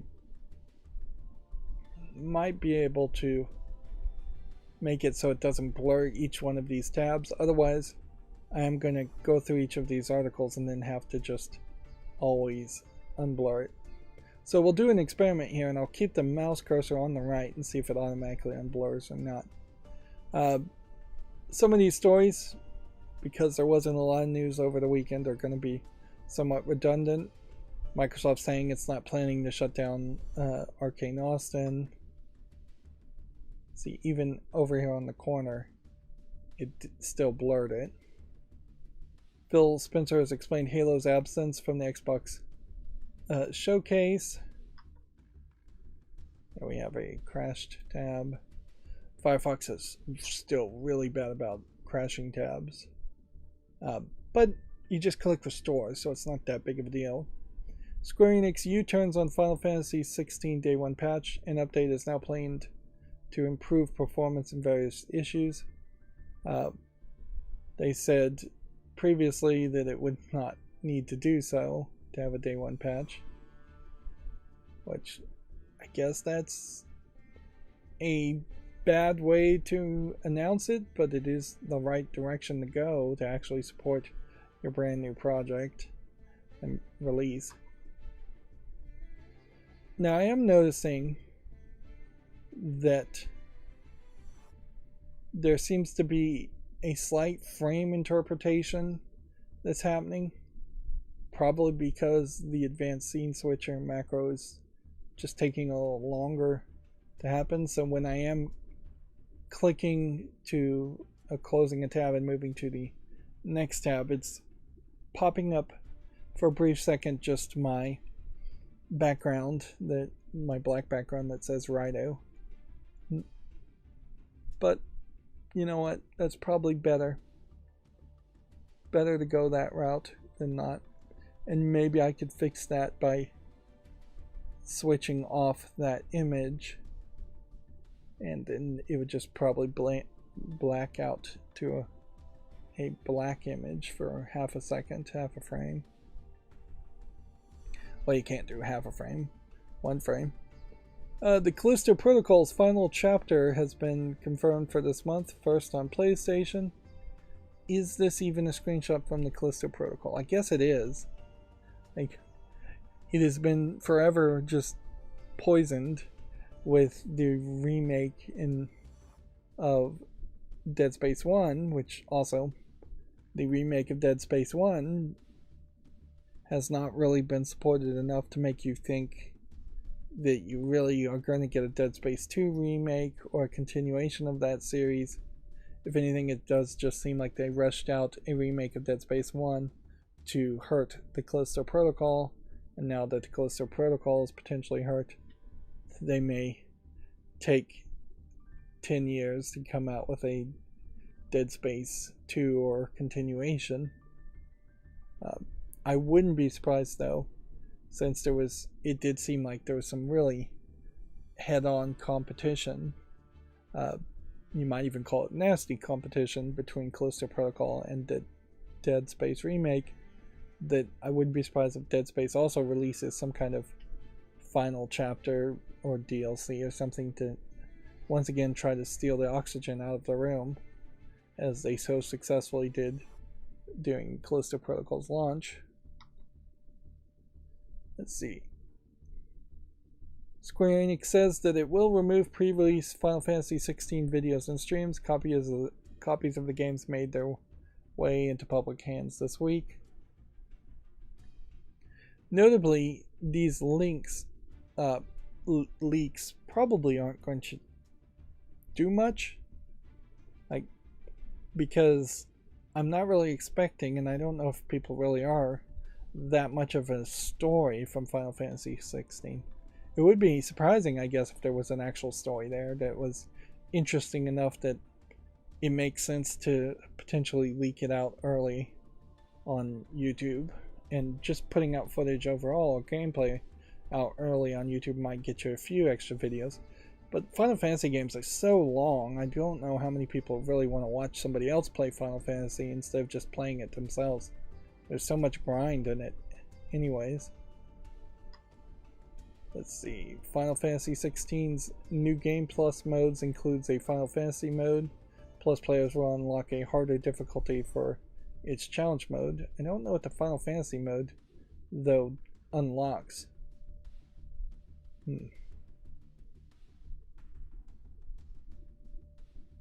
Let's see. Final Fantasy mode apparently is a hard mode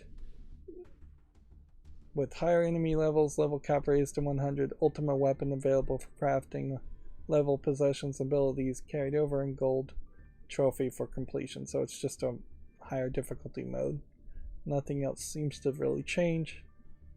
It doesn't seem like it's changing the way the game actually plays, because to my understanding, as somebody who hasn't played any of the Final Fantasy games or any of the recent ones, I think there are kind of two different ways that Final Fantasy games sometimes play. One is more of a action based game where you select every action, and then one is where there's auto attack enabled, and then you press a button when you want to do an ultimate attack. And then of course there would also be the turn-based attacks of old Final Fantasy games. We already talked about Hideo Kojima wanting to leave Earth. Splatoon 3's new DLC we also talked about. Devil May Cry calling it his personal masterpiece. Devil May Cry designer calling Final Fantasy XVI his personal masterpiece. A PS3 exclusive Metal Gear Solid 4 was once running beautifully on the Xbox 360, says the game assistant producer. The problem was the number of discs, which that is yet another issue, is that we have like 100 gigabyte size Blu-rays right now that can play in PS5s, and I believe well, they can play in Xbox Series X's, I know, but I wonder, and I assume they can play in PS5s too, but we don't have anything above that. And there has always been this gap really between very, very expensive hard drives that could have at least 4 times the space, and then CDs, DVDs, Blu-rays, like the burn once or stamp technologies have never been anywhere as dense or just have as much space as hard drives have. And inherently, I guess it's because hard drives usually have at least 2, if not 4 or more platters, effectively the same type of discs inside of them, where single CD-ROMs or Blu-rays or whatever are just one disc that we try to make multiple layers. Hard drives didn't have layers. Of course, if everything is on NVMe, like RAM or non-volatile memory, that changes everything. But we don't really have a mass-produced write once type of RAM either. So,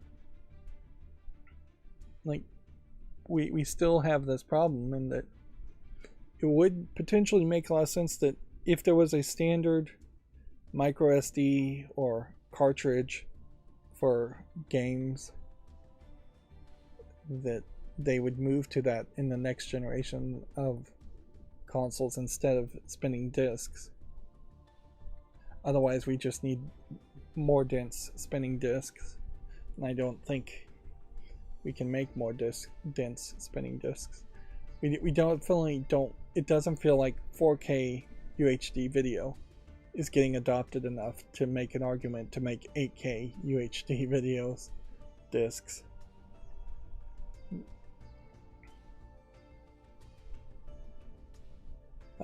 This is an interesting story, certainly. This is from the games assistant Ryan Payton,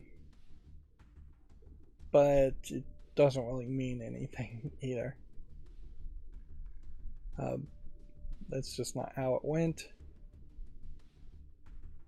Maybe in retrospect, we might ask, how much did Metal Gear Solid 4 help the PlayStation 3 compared to the Xbox 360? I would say probably not that much for that exclusive, since the Xbox 360 was very much in my mind a breakout hit, where the PS3 may have been physically a better piece of hardware. It was way more difficult to program for and just not as popular. Let's see. We already talked about Hideo Kojima being involved with the Death Stranding movie. We already talked about fans complaining about the game audio. We already talked about PlayStation losing their mobile boss. We already talked about Xbox saying the VR market is too small for its chase. Both VR and augmented reality. If anything, I would want to see Microsoft dip its toe back into mobile gaming and cell phones. It wouldn't be terrible if there was a Microsoft Surface phone and possibly an Xbox phone specifically designed to have like fast frame rate and more RAM and better Wi-Fi connection for faster streaming. If it was, say, like the first Wi-Fi 6E phone that worked on the 6 gigahertz network, that would be fairly groundbreaking for them to experiment with. But Microsoft would probably do better to just have more mobile games released for Android and even Apple. That would be an interesting twist, certainly. Let's see. We already really talked about the Steam Next Fest launching access to hundreds of game demos. Noticeably, Video Games Chronicle here did not try to curate a list from that sublist of hundreds. Let's see. Then Square Enix apparently leaked Star Ocean's Second Story remake. Dead Cells is getting an animated series. This is all old news.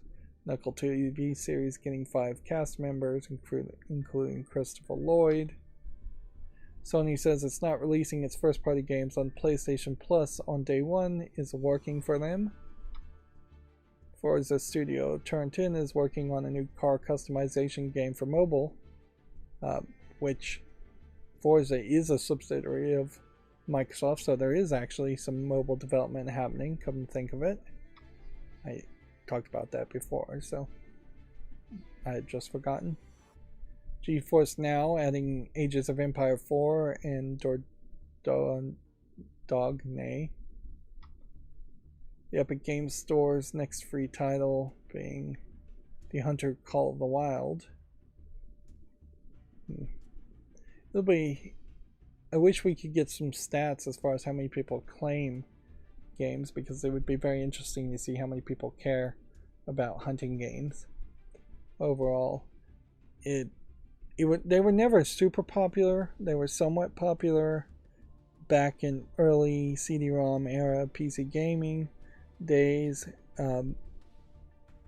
because that was definitely an era where a girlfriend or wife might get their husband who hunts in the real world a PC game of hunting as just, I figure this is a good gift type idea. That nowadays, though, I think there's less interest in hunting, and there's basically a growing disinterest in even eating meat, so the concept of hunting, I think, also declines with more vegetarianism, veganism. Let's see. Metaphor ReFantasio is also coming to PlayStation and Steam. Podcast.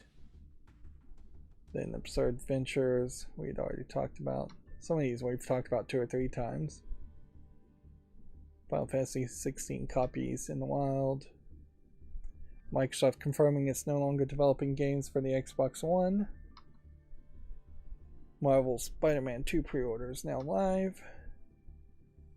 And this pay tab is just not loading. Okay, we'll just ignore that then. And then Fire Emblem on GBA is coming to the Nintendo Switch Online next week. It was the 7th game in the series known as Fire Emblem Blazing Blade in Japan, which is to point out that if they're bringing Fire Emblem on GBA, they are skipping, it seems, the first 6, which would probably need translations. I think Fire Emblem as a series is probably big enough to justify making a collection of the original 6 games, doing a rough and dirty translation. It's all just going to be text, I imagine. I doubt there's any voice acting. You could try and remake or even reboot the series with the original 6 games. I'm not sure that's really the direction you'd want to go. But it certainly would help Nintendo have more games. If they committed to releasing 2 Fire Emblem games for the next 3 years, then you've filled out your lineup pretty well. And then we're at the, let's see, Gamatsu articles, I guess. A lot of these may be redundant too, and frankly I don't even have that much news. So, Moving Out 2 launches August 15th. Flintlock, The Siege of Dawn has been delayed to 2024. I'm really going to have to remember to blur all of this. So if a game has been delayed, should I make a YouTube short around it?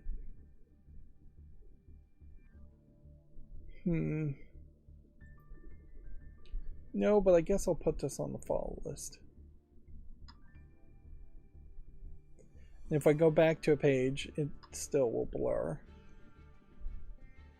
Akiba's Trip, Undead and Undressed Director's Cut launches August 1st in the West.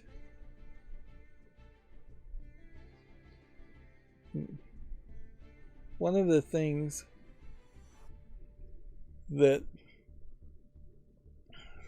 I'm having trouble with while playing Lord of the Rings, the adventure card game, is that some of the text pops up and it's at a very small font to look at the TV from 8 feet away. And so I'm reading very slowly, like I have some struggle in reading or dyslexia or something like that, and it's just not the case. I just have poor eyesight to read text that small. The text is obviously designed to be 2 feet away, and I'm 8 feet away. Let's see, Tokyo Stories has been delayed beyond 2023. Let's see if this one's on the fall list. No, it isn't. I definitely can see a reason to punish games that have been delayed, and at the very least, maybe not punish them, but not reward them for being delayed. So when I see a delay, I am going to potentially check it, put it on the following list going forward, but I'm not going to make a YouTube short around it and try and get people potentially hyped around it. Let's see, Final Fantasy 16 painting style trailer Day 1 update has been announced. So if you want to check out the trailer, check out Gamatsu. Tokyo Revengers 3D action RPG has been announced for the PS4 and 5, the Switch, PC, iOS, and Android. It's a free-to-play title due out this winter in Japan. Maybe not coming out to the West. I've heard of Tokyo Revengers, but I really couldn't tell you too much about it. And this is one of those trailers where I don't think they're going to show you much either. Just a collection of Japanese gangster gang members, biker gang type looking characters. Then the weekly Japanese game releases for Gamatsu include physically Final Fantasy 16, the Japanese rail sim operating the Meitetsu line, Lord of the Rings Golem just now getting released in Japan. I'm sure they won't like it either. Lord of the Rings Golem coming out certainly pushed me to play Lord of the Rings, the adventure card game. Sonic Origins Plus, and then Super Bullet Break. Digitally, you have a fairly small list also. Usually you see 3 to 4 times as many digital only releases. But it's not super surprising that it's slow at the moment. Anyways. Let's see. A Lies of P and Wulong Fallen Dynasty collaboration has been announced. Details coming out in September, so effectively it's an announcement for an announcement. We can see Lies of P also here.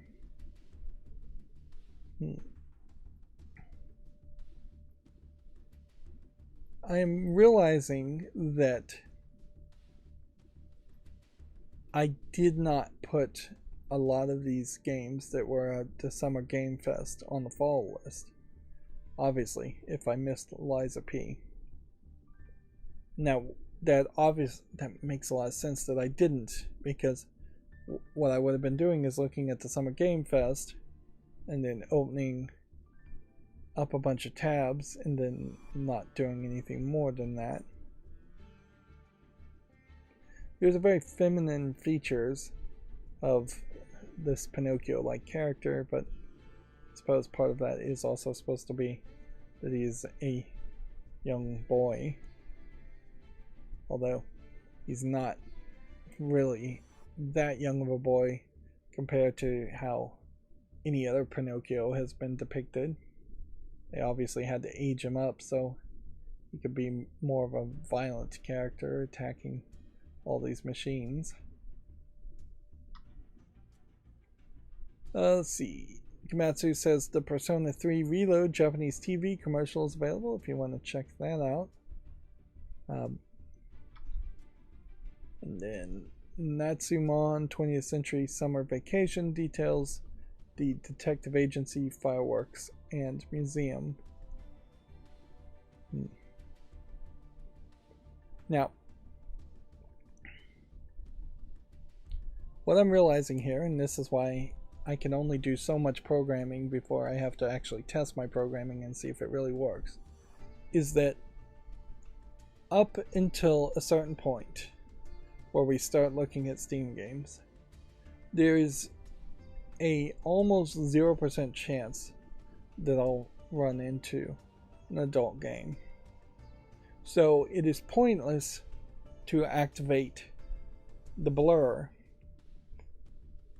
as it is, the auto blur, not to be confused I guess with the manual blur. It makes sense to activate the manual blur as an option just in case, but the auto blur should not be activated until I hit a certain point.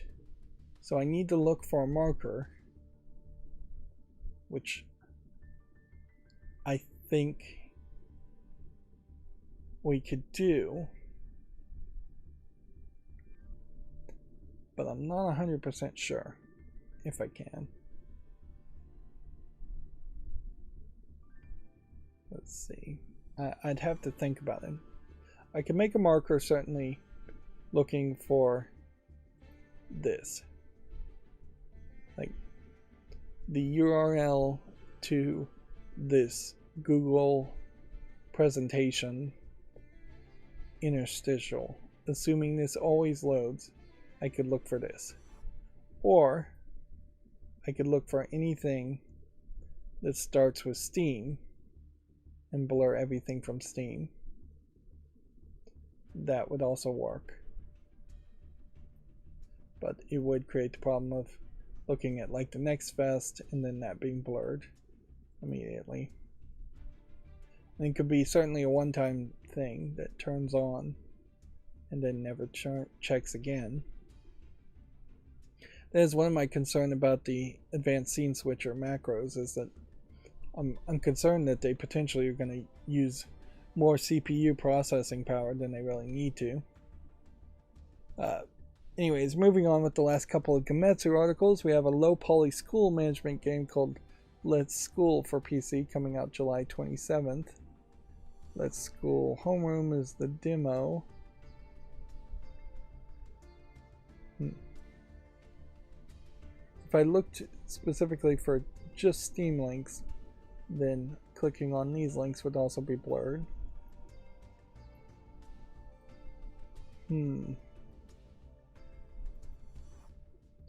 I could see people potentially wanting to run the school, but the truth of the matter is I do have kind of a moral conundrum on suggesting that there is any kind of management going on by a principal or even a independent school district, particularly in the United States, as far as how schools are really run. Like there's mostly just 100% neglect, and there's really not too much of anything else happening in the United States and in Japan, and these look like Japanese schools more than anything. I think that is pretty much the exact same case. A lot of neglect on top of a lot of forced labor, in that they make the Japanese students clean the bathrooms and maintain everything and move the furniture and dust and everything. So yeah, I just don't think that there is potentially a career path that is being implied here where you could be an actual school manager. School management, if somebody said they were a school manager, almost certainly is 100% really just behavior management and controlling the students. It probably has very little to do with the physical facilities or how things would be run or any kind of thing like that. And then our last Gematsu article says Mugen Soul Z is coming to the Switch. Physical edition pre-orders open up on June 22nd. Is this available already on Steam? Yes, it is.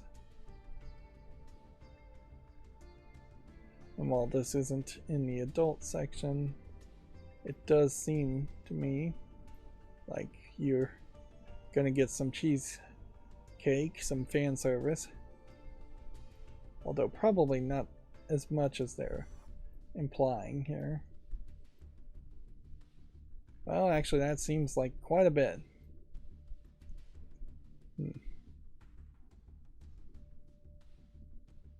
Let's see. Let's put this on the follow list, and I don't know.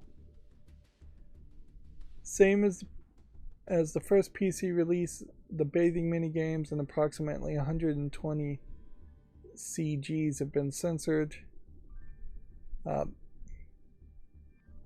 Link below says what was cut for dumb reasons. So it does definitely seem like there is not really a good argument. Interesting. In the article they link to, it's not even being shown here. So you have $47 of DLC on a game that's censored. And while this is 75% positive, I definitely think I would say no to this. Mostly just because it doesn't look like it's that much of an interesting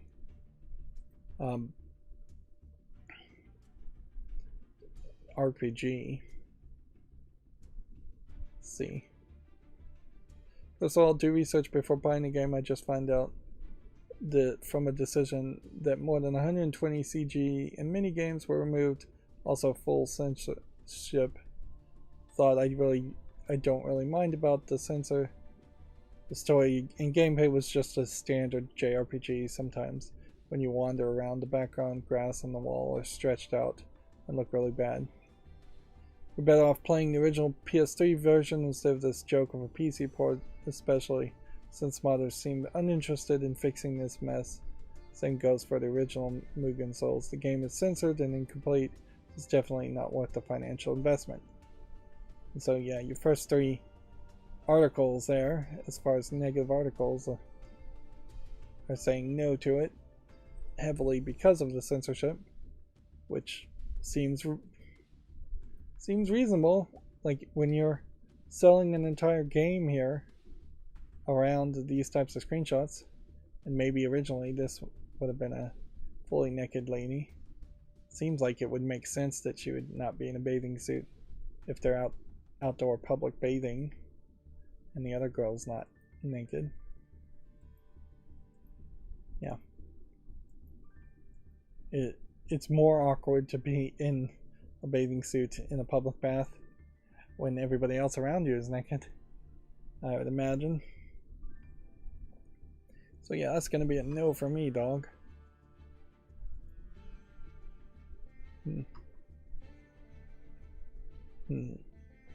And so then that's going to bring us to the GameDeveloper.com articles, which we really have no new news at all. Like, PlayDigit's appointing Don't Nod's exec Abriel da Costa as the new CEO. We'd already talked about that. And then 343 saying Halo Infinite has become a consistent live service but still needs more quality. And that's literally all of this story. All we have as far as GameDeveloper.com news. So yeah, this would be the point where the auto blur should come on, because we're going to go through the follow list cleanup, and in the follow list cleanup there potentially are going to be adult games. Could probably say no to this. It only has 6 reviews. It's from May, but visually it just doesn't have enough polish. Plus, right now, since I've played Lord of the Rings, the adventure card game, I'm not really thinking I want to play that many more card games on top of Yu-Gi-Oh! Which, it's crazy to be playing 2 card games in the first place. So that can go. And then what I would have to do, and this is still going to create an issue, is I'm going to have to scroll down to make sure something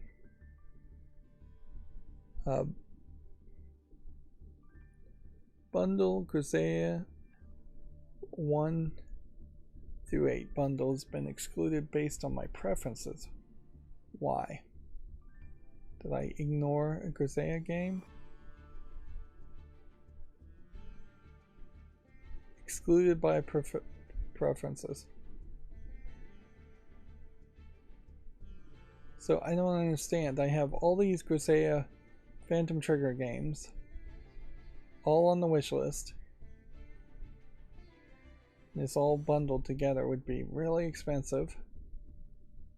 Very positive, very positive, very positive, very positive, very positive, very positive, very positive, and then very positive. I feel like I just clicked this on accident.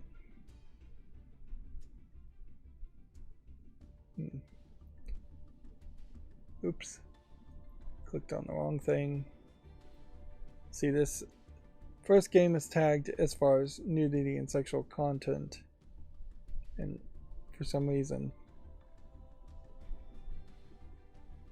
I'm not seeing that. I know I changed some of my settings. Alright, so Let's see if we can fix that real quick. Preferences, mature content, show, all of that. Ooh.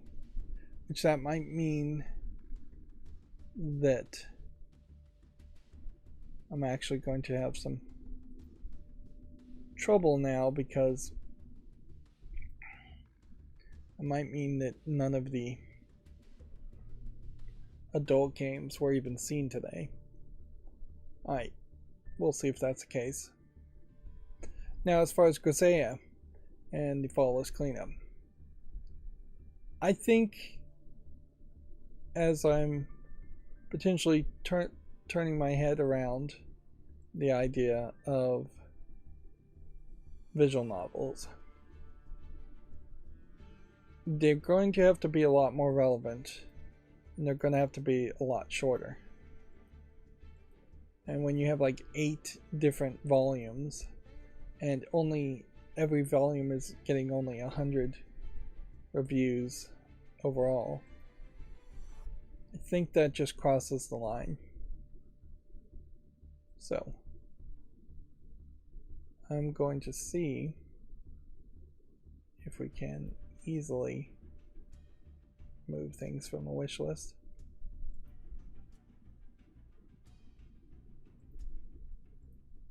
Which that's going to take some time. So I think the easiest thing to do is just leave this bundle for me to deal with later.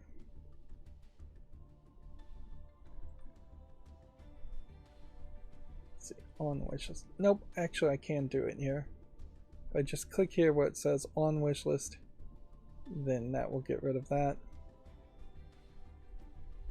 And then I did remove the follow list listing for number 8. Now, this probably is a line that I'm crossing, specifically as far as like a need to go back and look at the wish list and probably remove a lot more visual novels. Hold them to potentially a higher standard. It's an unfair high standard, I'm sure, but the truth is, if it is just going to be me reading a kinetic visual novel, or a visual novel that barely branches and doesn't have a secondary gameplay mechanic like a dating sim or something, then I probably, as a content creator, don't want to make that just because it's boring and dull. Arguably, some people have drawn a line and said that it is a little bit too copyright infringing if you're just clicking through every single page of a visual novel and showing off the entirety of the game with very little interaction or input from the actual player. This is Phantom Trigger definitely looks like a game series that would probably be better as a... Sorry, it was blurred. It definitely looks like it would be something better as an anime anyways, instead of as a collection of 8 volumes of visual novels. Let's see. Next we have a game called Gripper. It has some nice visual polish to it. It's out of early access. It's 87% positive. Story-driven action game with boss fights on wheels. So that initial trailer is kind of deceptive about what you're doing. Seems like sometimes you're driving from a third-person perspective, but a lot of times you're from a top-down perspective fighting bosses. And that's fine. They have 2 different gameplay mechanics. Just make sure you make the people aware of it. This game Grindstone is very positive, so we can put that on the wish list. Puzzle game. Match 3. Yeah. Looks good enough. Might be a little overpriced even at $8.99. This is Capybara Games, which, what else have they made? Don't Starve Games, Super Time Force Ultra, Below, Critter Crunch. Below is mixed reviewed. Solitary Journey. Moving on. Here we have a full motion video called Grinded Meat. It looks like it's a little too dark.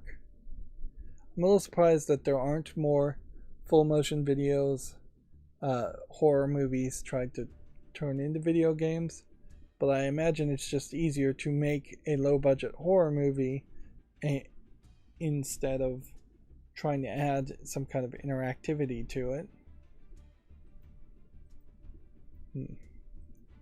But obviously the lighting on this is pretty bad, and it's just not relevant even at $1.99. 10 minutes for a complete playthrough through a really bad resolution QuickTime only game is the negative review, which that's more than enough to believe for me. Then we have a grinding skateboard game called Grind, which we can say no to because it's not relevant, from 2021.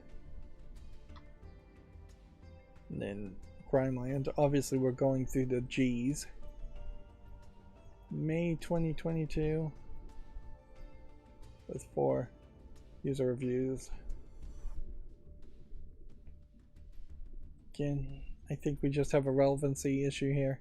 This looks like a Castlevania game, but there's enough Castlevania clones to skip one that's not relevant. Plus the Steam rating seems to be pretty low on this. Yeah, another of literally thousands of 2D retro pixel platformers infesting Steam and lowering the average quality of all video games everywhere. This shovelware platformer is almost certainly an asset flip based on the developer's prior history with Game Maker Studio, asset flips, and so on. I wonder if Game Maker Studio is even a thing people are using. Grim Hunt. Again, I think it's just not relevant enough. I like some of the visuals around this, but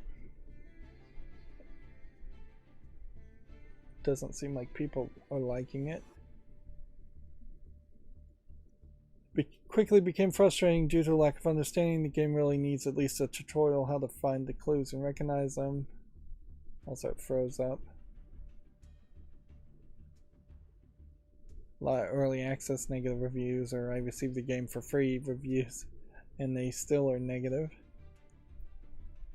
So that means, to me, we can get rid of that. Also, it's been in early access for quite a while.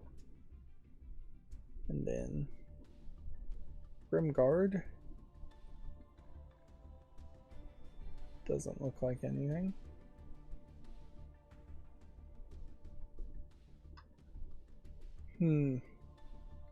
Grim Tranquility from June of 2022.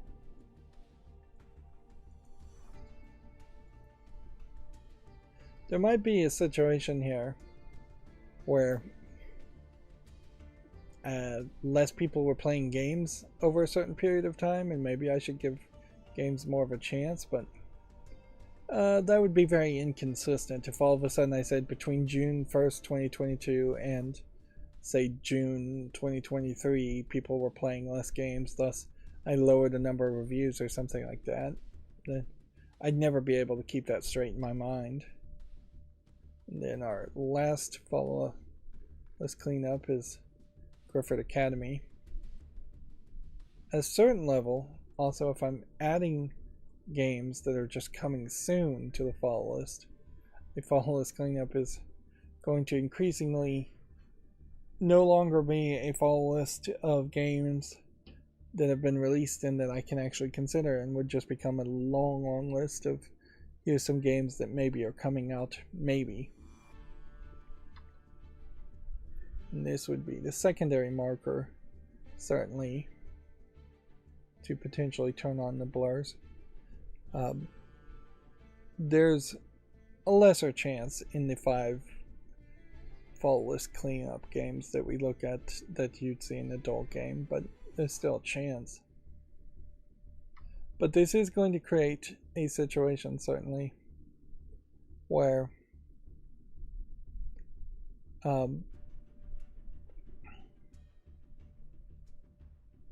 yeah, I very possibly missed out on some adult games in this search because I changed my preferences. I shouldn't have changed the preferences. I was experimenting. That's a problem with certainly experimenting, is that you never know what might change later on.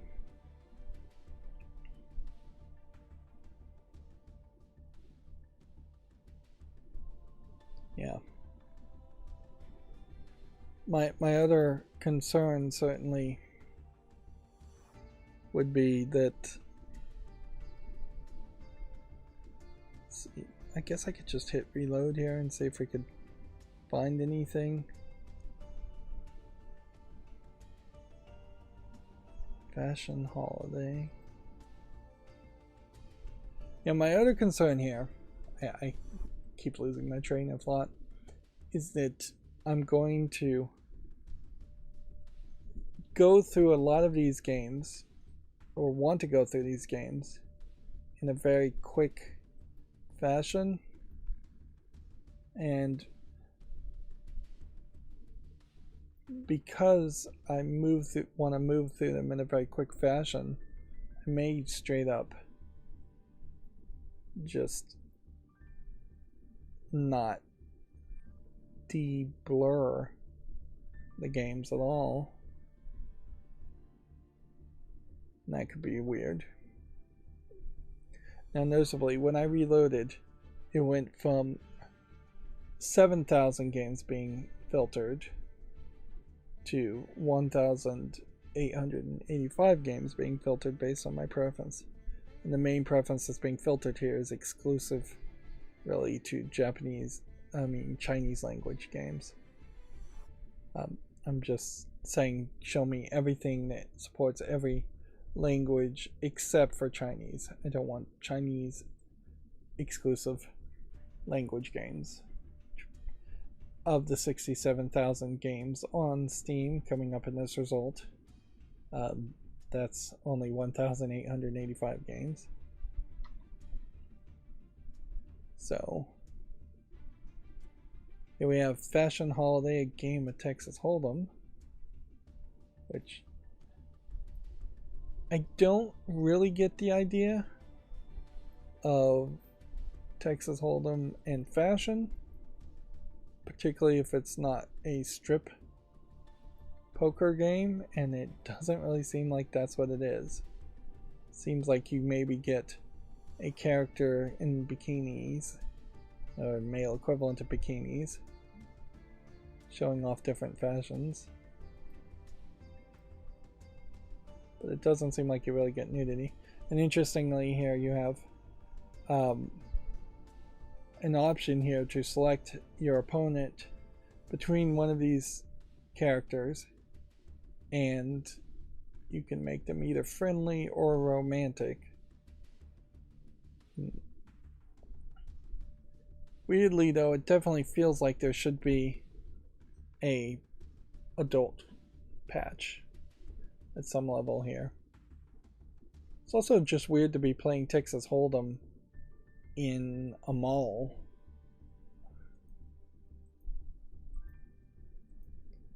The interesting thing here, I guess you go with this though, is that there aren't that many Texas Hold'em games. You would think you'd get a new Texas Hold'em game every week, but you really don't.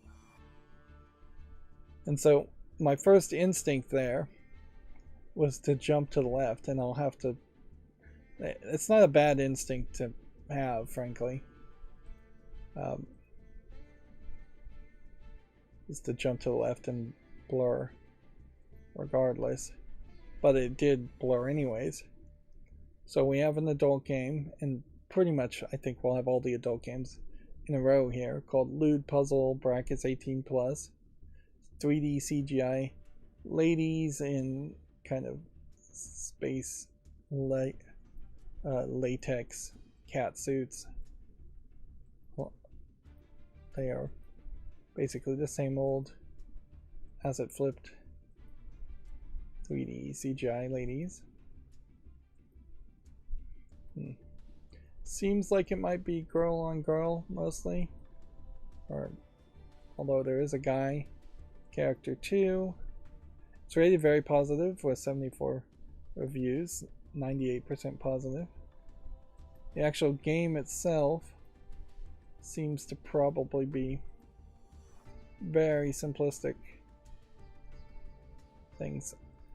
It looks to me, in the one screenshot that really shows the game, to really just be a card game where you match the two cards. A match 2 game. But they're calling it a puzzle game, which is weird, because I'm not seeing any puzzles.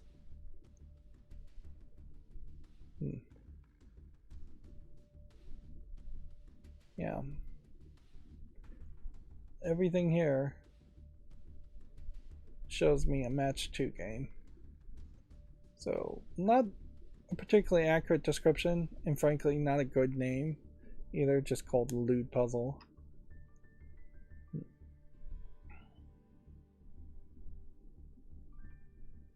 And then I guess technically this isn't in the adult section. This says No Zombieland Lucy is the title at the top, but it's called Ella Girl down here. And yeah, it says it's just revealing clothing, but no real nudity, even though it's tagged with nudity. This obviously is a step down, an entire level or two in quality as far as just asset flip 3D models and bikinis. This makes Lewd Puzzle look like a masterpiece in comparison.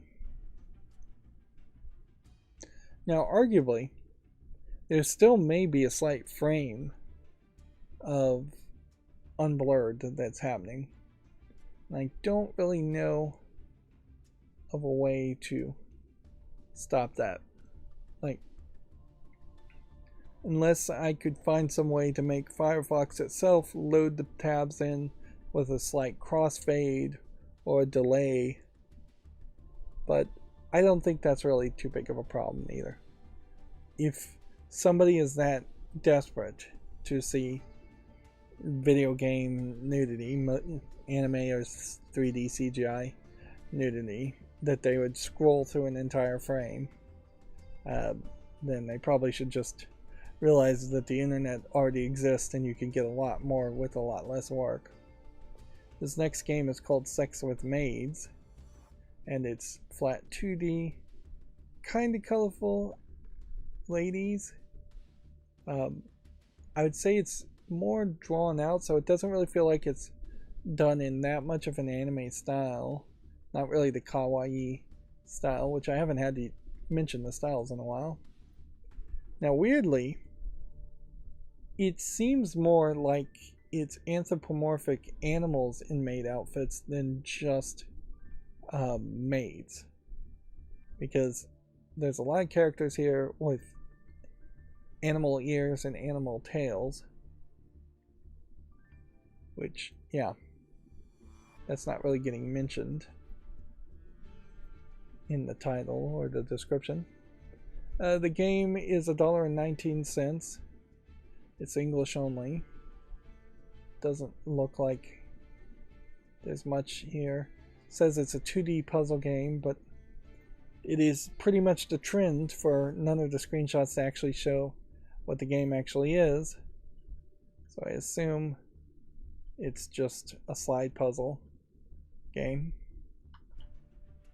in all fairness, they know what they're selling. They're selling adult content, so they're using every single screenshot to show off the adult content, potentially devaluing the chances or lowering the chances of people actually buying it.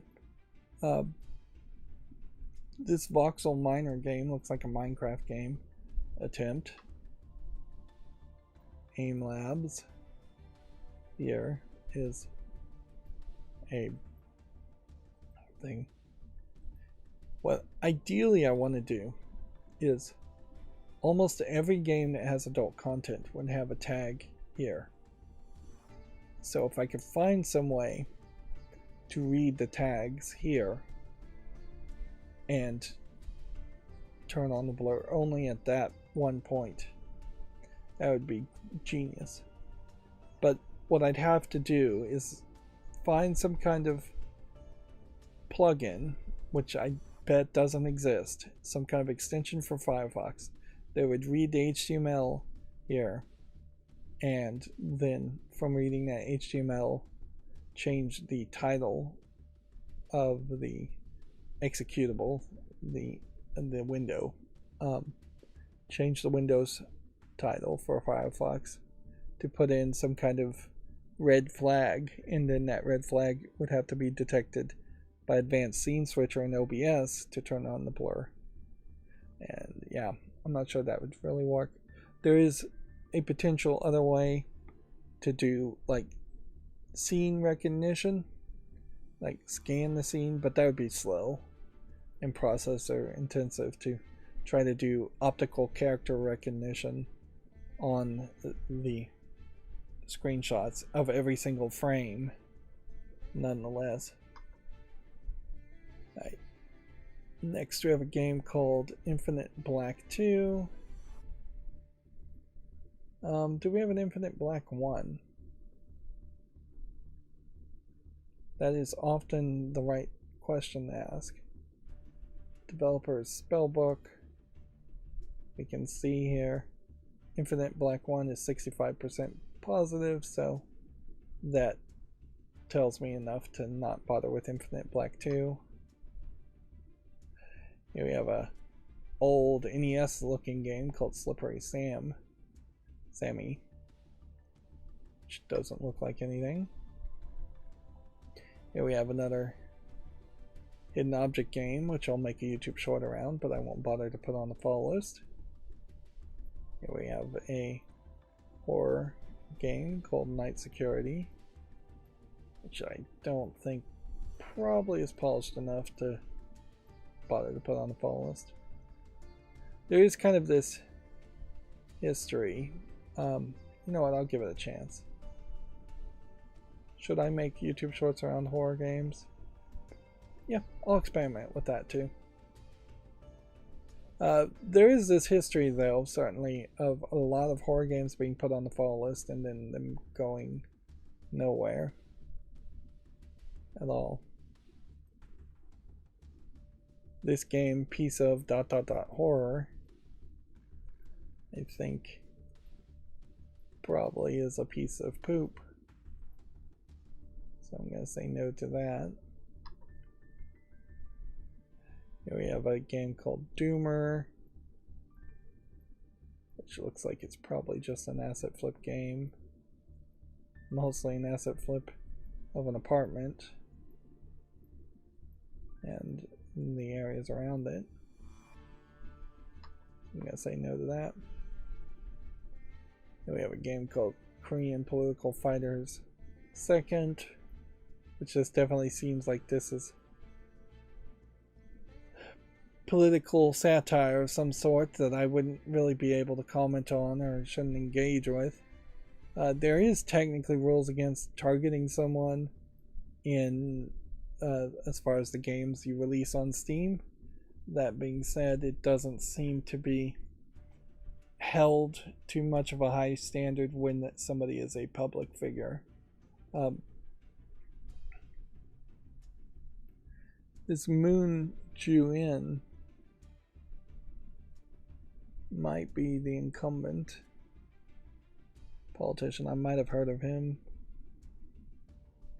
but I might be wrong about that too. Moon. It's kind of a common name, I think. Winterland here doesn't look interesting enough. Ultra Clash 5. This is a VR game in early access. Yes, and it's already on the fall list. So I'm not going to make another short around it. I'm going to assume I already have made one. Burger Zombies. Don't look like anything. Rags to Liches. Doesn't look like anything. There wasn't particularly a lot of games today anyway, so it's fairly easy to get through all of these this way, but I'll make a YouTube short around this. But it's a PvP game, so I won't put it on the fall list. If I had 2 or 3 times the number of games, it definitely would have been a longer experience. Vroom Vroom Valley doesn't look good enough. Labyrinth doesn't look good enough. Farm Keeper. There might be a management game here. I probably wouldn't want to play this, but I'll make a short around it and put it on the fall list anyways. OME. Seems to be really just a visualization game more than anything. Or a physics experiment. So I'm going to say no to that. Miwa the Sacred Fox does look interesting. So we'll put that on the fall list. This feels like one of those days where if I ran my macro a second time, I'd probably have a lot more news. But today is also like the absolute worst day to do that. Now visually this isn't super polished, but I kind of do like the creativity here. It does seem like they are going for some very surreal, creepy looking characters and new types of monsters at the least. Spider-like characters. So I'm going to give this a chance. It's probably going to disappoint me, but it's a multiplayer focus game. So I won't put it on the fall list, but I'll make a short around it. 1 vs 1 LOL. It's just a low polygon game. It is very positively reviewed as far as a Fortnite clone. Should I make it short around something that's like a Fortnite clone now? It's free to play, it's online PvP. Now, I think out of some kind of awkward respect, I would say it's better to just play Fortnite from the Epic Games Store than to try and push people to play something with a far fewer number of people online playing it, unless this just became super popular, which it doesn't look polished enough that it would. Euros in book and paper. Don't think there's quite enough polish here to make me want to play this. If you told me this was a really old game, I might be more interested, but I'm fairly certain it's a brand new game, just kind of poorly designed to look like an old game. Let's see, Quick. Fast-paced psychedelic action game. I'll give that a chance. Doc 11's Railroads. We'll give that a chance. We have like 5 more games. Yodel O. Ooh, this is interesting. Is this VR only?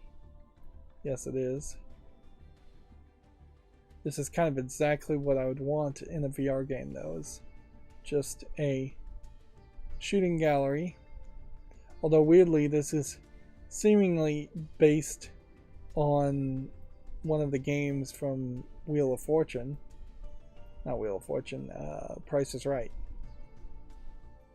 There's a yodeler game there.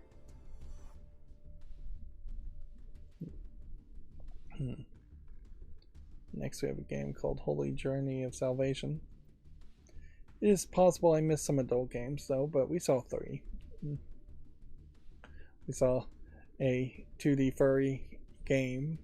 We saw 2 3D CGI games. That seems to be about the right balance. Let's see, Puzzling Wild IQ Test. I don't even know where this animation comes from, but I definitely have seen like YouTube videos using this garbage animation. I think it's kind of a meme. I'm gonna say no to it though. The Inconvenient Stories. You know what? I'll make a YouTube short around this, but I'm not gonna play it. I'm being fairly generous today when maybe I don't really need to be. This looks interesting. May not be my style of game, but it might be. Let's see. Feels like it's kind of a submarine underwater RPG game where you gather a lot of resources, which that could be interesting. If you told me this was made with RPG Maker, I'd be surprised. Pleasantly surprised, quite frankly. Let's see. And then we have a game here called Doozy the Unicorn, which looks like a meme joke game, asset flip. So I'm going to say no to that. Then we have something called Noah that doesn't look like it supports English. It's Korean only. And it looks like an RPG Maker anyways. And then we have Cannon Target, which looks like garbage. Oh, I guess I may have more tabs than I thought. Wild West Pistol. Doesn't look like anything. Defend Earth. Xeno Survivors. Yeah, I'm not capable of moving as fast if I have to unblur each one. Which maybe that's a good thing. Like it's not something I by default want, but I have in the past been guilty of really just burning through the non-adult games, then talking about the adult games way too long.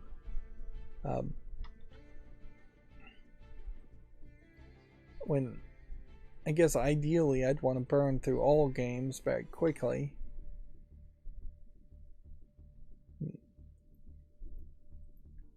I guess if I have something else to say, I can still close a lot of these games without comment.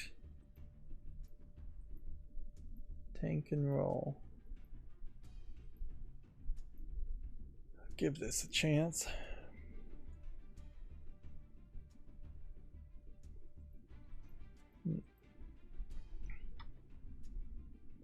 But yeah, slowing things down a little bit. Probably not the worst thought. I'm actually going to give this game a chance too. Alright, so we have about 5 more tabs. Trouble Juice. Now, inherently, as long as I have 3 shorts, if I have 3 things I can turn into a YouTube short every stream, I'm making more than enough shorts. Probably, depending on how many I'm going to release in a day. Here we have this dating sim visual novel based on a messenger called Tasty Love. It looks like it's a low effort, I guess, Korean game. It's weirdly blurred and not really saying that there's any adult content, but it definitely feels like there should be some adult content, particularly on this screenshot here. Yeah, you would think that each one of these might be like nude pictures, but maybe they aren't. Regardless, the actual game is way too rough, and it doesn't support English anyways. Survival and Horror, The Hangman's Rope Prologue.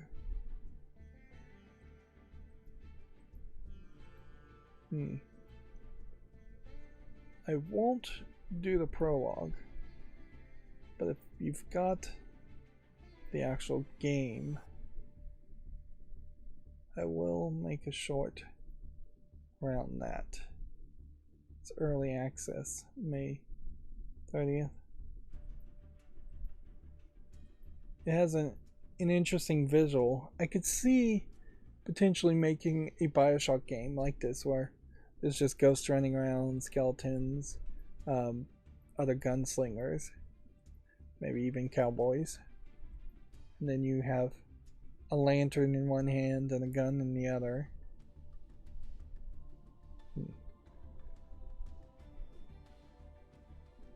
Yeah, there might be something to that. And then we have a medical record sheet. This feels like this is stealing the concepts of The Binding of Isaac visually. Like, some of these images and thumbnails look like they may be stolen directly from Binding of Isaac. Mr. Squeezy, for instance.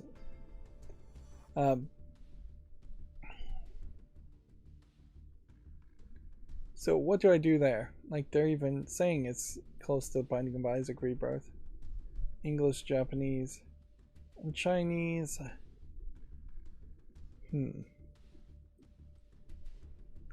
Rip-off games that maybe are stealing content, or at least very closely stealing art style.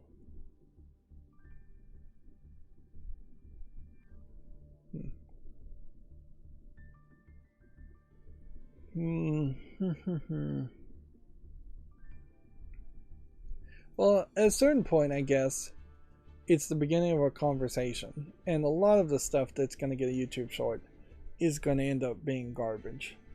So instead of making my own judgment and saying, hey, I'm not going to promote this because I think this steals too much from The Binding of Isaac, let's just put it out there, make it short, and then inevitably somebody will say this is a Binding of Isaac ripoff, and then I'll say, yep, but don't you potentially want more Binding of Isaac? So this might be a good offering for people who've played all of Binding of Isaac Rebirth and are looking for something like a ripoff. And ideally, Binding of Isaac is one of the best games out there ever.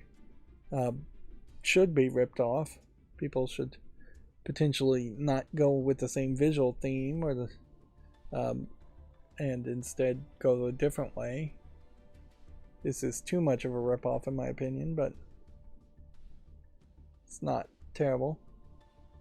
The last game I saw that was literally stealing content never seemed to be taken down from Steam, which highlights a point that I definitely do have personal experience here, in that I have reported actual stolen copyright infringement game to Valve, to Steam.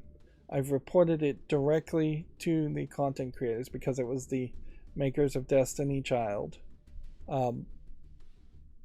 And the game stayed up on Valve and on Steam. And yet, when the Dolphin emulator, which is definitely in much more of a gray zone, starts to try to be listed on Steam, it can't even get listed on Steam until before somebody inside of Valve, either to sabotage another co-worker in Valve or just to sabotage the Dolphin emulator, sends their lawyers to talk to Nintendo's lawyers to preemptively prevent Dolphin emulator being on Steam. That's a big inconsistency there. Obviously, Valve doesn't want to fight with Nintendo, but they're willing to potentially lose any safe haven protection that they might have, which they probably don't have any safe haven protection at all, since they are effectively curating the games that are being listed. But yeah, they're willing to put up a fight against a Korean company like Shift Up and their game Destiny Child of some level, but they're not willing to put up a fight with big Nintendo. Moving on, we have three more games. We have a Backroom Society, which every time I see another one of these Backrooms games, they get further and further away from the generic concept of the meme of the Backrooms, and are now just becoming the new buzzword to put your asset flip game under. We have a Biomech Hell. This isn't really a game I'd play, but I'll make a YouTube short around it. I think there is probably some fandom out there that would be interested in that. And then our final game is The Humans Meet the Ancestors. This looks like this could be an old game, but I don't recognize it, and I don't think it's really relevant.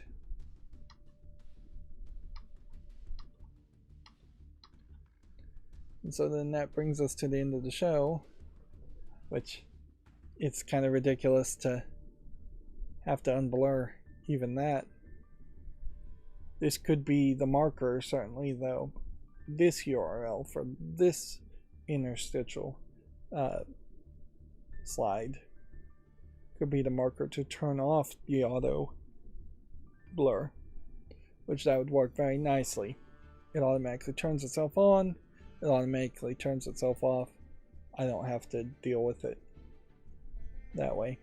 I still probably will end up hitting a shortcut key to at some point, but you know what, if I could stop having to reach over and hit the keyboard and turn on the shortcut key, that would be nice.